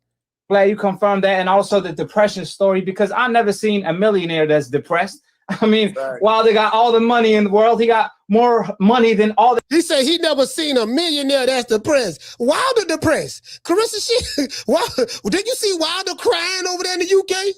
Y'all don't understand, man, what I've been going through. You act like you don't understand when I say these things. You know, you oppressing me. You know, the racism that we, my people had to go through for 40 years, you don't understand. You don't know what I went through coming up in Alabama. And I'm like, Wilder, you are literally richer than the white guy that you're talking to. You do know that, right? A white man paid you millions of pounds to come over here on a private jet. Got you living in a 5-star hotel. And you got 2 white managers. Well, nigga, what are you talking about? You made it. You ain't go through nothing. Oh, anyway, I mean, I ain't saying you go through no struggle to get to that point, but you get what I'm saying. Like, I mean, bro, to the degree that you talking, come on, fam. Anyways, I digress. The haters combined, you know what I mean? And we know Wilder got a lot of haters, but these haters broke. That's why all they do is hate. And if he did, prove the wax, prove the track. Let me see it. Let me hear. You can't do that. You know what I mean? You can't do that. You know what I mean? You can't do that. You know what I mean? Well, people thought it was a problem. People said something about a fucking suit. But shit, my nigga, I was in the locker room. He didn't say a fucking word about the suit. We got to talk about different things. You know what I'm saying? So that's what I don't understand. That's not even true. You know what I'm saying? Dogs, and I get tired of motherfuckers. The only thing a motherfucker can say is, he said it was the suit. Now this the whole crew right here. This a good number of the crew right here. You know what I mean? But this the army right. This a part of the army right. Part of Zamunda. But let's continue. And then he said it was this. Bruh, the nigga didn't even do a fucking interview. The fuck is y'all talking about? What do you think happened? I mean, you knew that he was going to come forward and come at you. He said he was going to fight that way. You know, that wasn't the Deontay that we've seen for, 40-some plus fights. What do you think happened? Did he hurt you early on that, affected you the rest of the way? No, he didn't hurt me at all. It was the simple fact that, my uniform coming out, Kevin, was way too heavy for me. I didn't have no legs from the beginning of the. Now that what you just heard was not AI. That came out 2021. That wasn't AI. That wasn't AI. That was Deontay Wilder's voice talking to Kevin Iole. I digress. Right. He never said it or blamed it on the suit. You know what I'm saying? I'm speaking on what I know and what I saw. Now, like I said before, I know the nigga didn't do an interview. I do know that. You know what I'm saying? And the nigga who wrote the shit, I forget the little puny ass nigga name. Well, he could come, say, well, I got this. Have he done that? No. Yeah, nah, he hasn't did that, bro. No, he didn't hurt me at all. It was the simple fact that, my uniform coming out, Kevin, was way too heavy. Was way too heavy. One of the comments you said was that the costume that you wore was too heavy. It weakened your legs. Why is that not the case? That would have been the case. They really overheard something in the dressing room and stuff like that. And what's up, baby? What's up, champ? Man, you Hey, listen, do y'all want to hear some digital slurping? Matter of fact, this is the equivalent. What I'm going to play y'all is the equivalent of this. After my God, I respected you. I respected you. After my God. I respected you. After my God. After my God. You second to God, champ. No. I didn't listen. I respect him. I'm sorry. I respect him. Come on for the nigga pass out. Take the picture, please pass out. Yeah, get him before he pass out. Yeah. Hold him up. Yo, we gotta take this guy everywhere. Yeah. Yo, shit. He needs air. You need air. Take the picture. Take the picture before you face the picture. That's my hero, right? That's my hero. One more. It takes a lot to take a lot to do. All right, what? Don't worry about it. Come on, I got you, guys. Y'all want to hear some digital slurping? Here you go. Okay, this is just shout out to the general. Shout out to the general. Matter of fact, let's do this. I want to do this the right way. Shout out to the general. Shout out to BFTB. Shout out to Malik Scott. And shout out to the bronze bomber, the king of the mundo, Deontay Wilder. You see what I'm saying? I just want to do it properly. I want to do it properly. You get what I'm saying? In a respectful way. understand how much of an honor this is, man, to be in the presence of greatness, man. I swear you don't understand, man. I'm so appreciative of 7-8, man. I've been on the front line grinding for a long time, man. But there's one question that's been on me for a minute, man, because I hear it. Hey, this is the longest. Check this out. I'm for the player, right? This is the longest question in the history of questions. True. I digress. All the time about, you can't compare the champ to this guy. You can't compare the champ to this guy. And if anybody's an analytical thinker as much as I am, there is legitimately only two people you can compare the man to. And if you look at old media and how people will try to down and disrespect the champ at all costs, right? If you look at it, they'll say, you can't compare him to Ali. You can't compare him to Floyd Mayweather. But in the reality is, those are the only two people you can compare him to. He is the exact opposite of Floyd Mayweather, and he is the exact same as Muhammad Ali. Now, Bro, this BF. Bro, I'm talking about, do you looking at some digital awesome Joseph?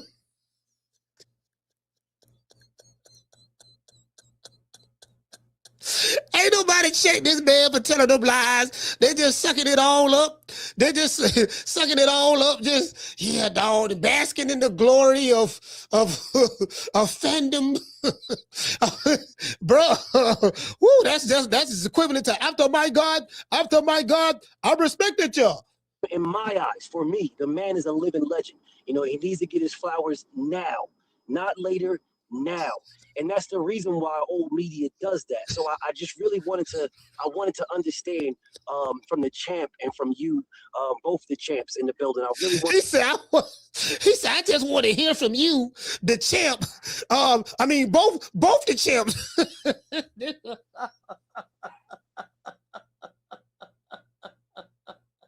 It's one thing. It's one thing. At least he did with the belt. Bro, why? How you call Malik Scott a champ? He said both the champs. Oh, Lord have mercy, boy. Boy, this shit right here, boy. God damn. To understand your take on that, because hold on, let me take it back. And if you look at there's one question that's been on me for a minute, man, because I hear it all the time about you can't, man, to be in the presence of man, you don't understand how much of an honor this is, man, to be in the presence of greatness, man. I swear you don't understand, man. I'm so appreciative of 7-8, man. I've been on the front line grinding for a long time, man. But there's one question that's been on me for a minute, man, because I hear it all the time about you can't compare the champ to this guy. You can't compare the champ to this guy. And if anybody's an analytical thinker as much as I am, there is legitimately only two people you can compare the man to. And if you look at old media and how people will try to down and disrespect the champ at all costs, right? If you look at it, they'll say, you can't compare him to Ali. You can't compare him to Floyd Mayweather. But in the reality is, those are the only two people you can compare him to. He is the exact opposite of Floyd Mayweather, and he is the exact same as Muhammad Ali. In my eyes, for me, the man is a living legend. You know, he needs to get his flowers now, not later, now. And that's the reason why old media does that. So I just really wanted to understand from the champ and from you, both the champs in the building. I really wanted to understand your take on that, because you'll constantly hear them say who they can't compare him to, who they can't do it to this. Man, and before you answer that, champ, I just wanted to thank you. I'm thank you, honestly, from the bottom of my heart, man, because what you're doing for everybody, for black people in general, what you're doing is something that people get crucified for. You know, people are too scared to do what you're doing. And I want to thank you from the bottom of my heart, because I don't think a lot of people do that. People allow you to stay behind the firing line. They allow the guns to blast at you, but nobody's going to stand. Well, I'm not going to say nobody, because I know 7-8 is. But I'm saying a lot of people won't stand with you, you know what I'm saying? And thank you for what you do. Thank you for being on the front lines. Thank you for taking them shots for black people. You know what I'm saying? Thank you for being an unapologetic, powerful black man. And I want to thank you from the bottom of my heart. Can you please answer that question about the comparisons, though? Hey, listen. When a man tells another man, I want to thank you from the bottom of my heart, that's something you normally, I ain't never said that. Yeah, I want to thank you from the bottom of my heart, dog. I ain't never said that. Man, you like, I don't think I ever said it before. But if you do say it, you might say it to your woman, or a woman say it to, I want to thank you from the bottom of my heart, baby, this and that, yada, yada. Bro, like, come on, baby, fam. Anyway, hold on. It's almost over. First off, I want to appreciate you, Soldier. You know, I've seen your work. I follow your work, and I appreciate you for taking a stand in this war, because it's definitely a war. It's a war against them, and it's a war against us. He said it's a war. He said, I want to thank you for taking the stance in this war. There's a war against them, and there's a war against us. And he said, they allow you to stand on the front line and take the shots. Bro, like, what is these niggas talking about? Like, I was lost. I'm like, what is this nigga? What is this nigga talking about? Like, talking like they went to Vietnam or World War II or, Iraq. Like, what is this nigga talking about? Anyway, again, I ain't that sharp, so y'all got to bear with me. I'm kind of slow a little bit. And you chose your side, and you chose the side of righteousness. And that's all we ever could want. We want fairness. That's it. We don't ask people to do anything beyond their means. We don't ask people to do anything, This nigga is the reason why Wilder fucked up now. This dude right here, Malik Scott, is him. I blame him. I blame Malik Scott. Freaky Diggy. I like Malik Scott. He's a nice dude from Philly. I met him. He's a nice guy, great conversation. But he messed Wilder up, man. I honestly believe that. Over their heads of what they're not willing to do, or anything that make them uncomfortable to do. We just want fairness, and that's it. And and you guys do that, and that's why I fucks with you guys. That's why I fucks with new media and a lot of other sources.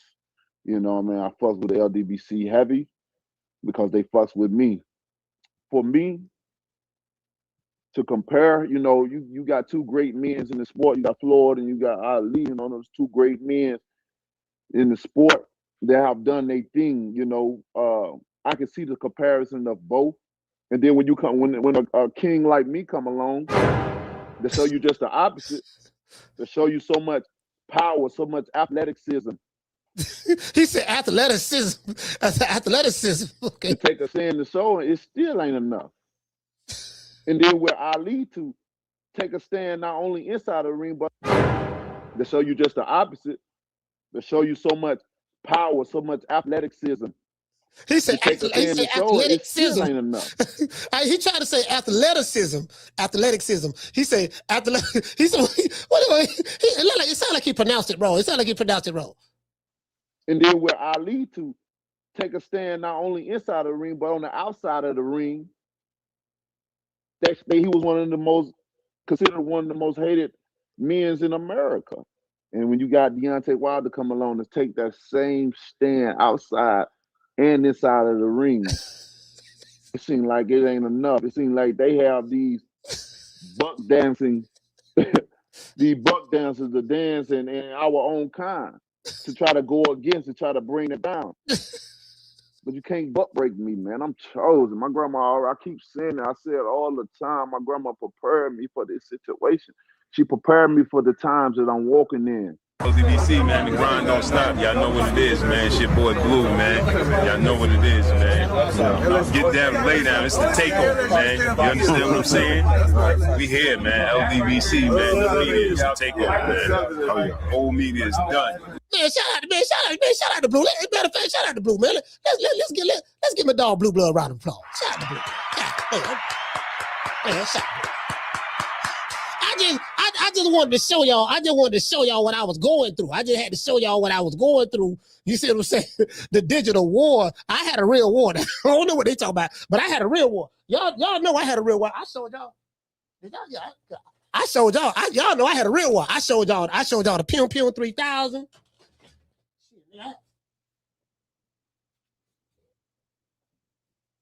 I showed y'all the ski mask. I had to get skied up. Like I went to war for real. I don't know what he talking. I don't know what BL talking about. BLTD talking about. But I'm talking about me. I had a real war, nigga. I had the Pum Pum and the ski mask. I'm tired, nigga. You know what I'm saying?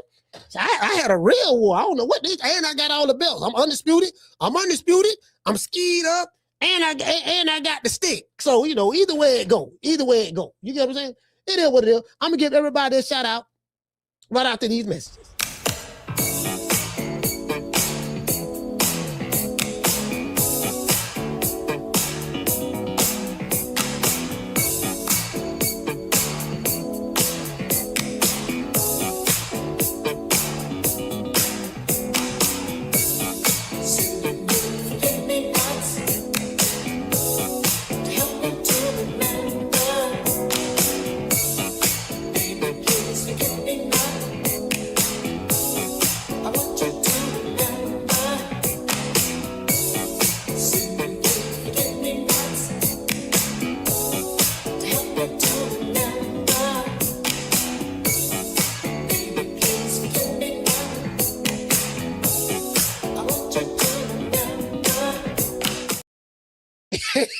Hey, David say, Lord, he slaughters the English language. All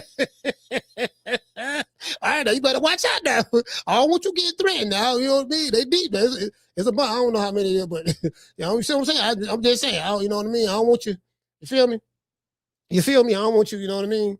Just saying, you know, all right. Yeah, I want a motherfucker. I gotta show y'all. Damn, I want to show you the thumbnail, man. Why it won't allow me to do the thumbnail? I'm trying to show y'all this thumbnail, bro. I'm trying to show y'all. Oh, matter of fact, no, hold on. I just downloaded the thumbnail. Hold on. Okay, hold on. I just downloaded the thumbnail. I got to show y'all this because I want y'all to see. I want y'all to see who all the leaders was. See the leaders. See, they had wanted me to join. And all that, but I was like, nah, I'm good. You know what I mean? I'm too old to be joining the gang. So nigga too old to be joining the gang. But you know what I'm saying? I just want to show y'all they got the leadership. See the leadership. See, you know, just in case anybody in the chat want to join. One thing about me, I ain't no hater. Just in case anybody in the chat want to join. I don't mind trying to help them boys out, try to increase the membership. Okay, so this right here, so as you can see, matter of fact, hold on. As you can see this right here, so I think this Blue right here, shout out to Blue. This the dude, I forgot the dude name. They had a channel in Texas. He said this channel down with Boy beat Arrow, so I forgot the nigga name. This Fred right here, he's throwing up the L. He was part of the LDBC. This Fred Barbershop Conversation. I don't know who this dude is right here, but this big boy right here, like he ain't missed a meal ever in life. Let's see who else here. Okay, this is Fagnon. Fagnon right there. See, that's Fagnon right there behind Fred. And I think that's Drew Titan over there. Then I don't know who these other cats is. These other cats now, I don't know who they are, but you know, it was the army of them. Now, it was an army of them. Digitally, I had some digital shootouts. That's all I'm saying. It was the army of them. So anybody want to join, I ain't joining. You know what I mean? I ain't joining. I'm just telling you what I'm saying. But anybody want to join, y'all can, y'all can, sign up. I don't know. I'll find out who y'all need to get in contact with. I do that for y'all because y'all good people in the chat. Shout out to Tila. Okay. Shout out to Schoolo. Okay. Shout out to Daniel. Okay. Shout out to the Cardenas. Okay. Ramon. Okay. Dr. Bossy. Okay. Green Eyes P. Okay. Let's see, Dr. Paul. Okay. We got shout out to the lovely Aquila. Okay. Mr. Tomato Can. Okay. Shout out to Daniel. Okay. Schoolo in his BI. Okay. Tony Montana. Okay. Shout out to Jamie. Okay. Yeah, I just want to, just in case, there might be some people in the chat that looking to become a part of an organization. Yeah, I hear some good people over. I hear some good people over there. You know what I mean? I ain't my cup of tea, but to each his own. I hear some good people over there. I ain't no player hater. Shout out to Chris. Okay. Shout out to DC. Okay. Shout out to who else we got? Hey, shout out to Curtis Ross. Okay. My main man, Damien, man, be more stand up. Okay. Shout out to yeah, they compared him to Ali. They said, wow, wow, they compared Wilder to Ali. Oh my God, damn.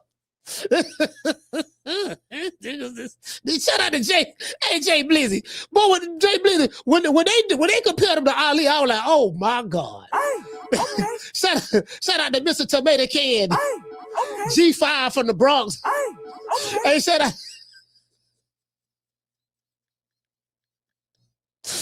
out to the what, Mr. Hale. He said, Coach going down memory lane. Yeah, man, got to go down memory lane sometime, brother. Okay. Shout out to Tila. She said, just old men who still try to be somebody. That nigga just don't want to be old. So listen, bro, it's over. Hang it up. It's over with. It's over. I ain't trying to be no thug, no killer. Shout out to Round One. Okay. I ain't trying to be no thug, no killer, trying to threaten no goddamn body. Nigga, anybody can get it. So, you know what I'm saying? So, me, anybody in the chat, or anybody can get it, messing with y'all or whatever. So ain't nobody trying to, when you reach a certain age, dog, like, come on, fam. Like, this what we doing, fam. I'm too old to be joining the gang. I'm just saying me. I wasn't a part of the gang when I was young. I damn sure ain't finna get old and become part of the gang. Shit. No, it ain't happening, bro. It ain't happening. Shout out to G5. Okay. Shout out to Brandon Sweet Like Candy. Okay. Summer in November. Okay. Shout out to Mika. Okay. G5 from the Bronx. Okay. Hell, nigga, you better not come to the fight. Well, okay, when I come to the fight, what y'all gonna do?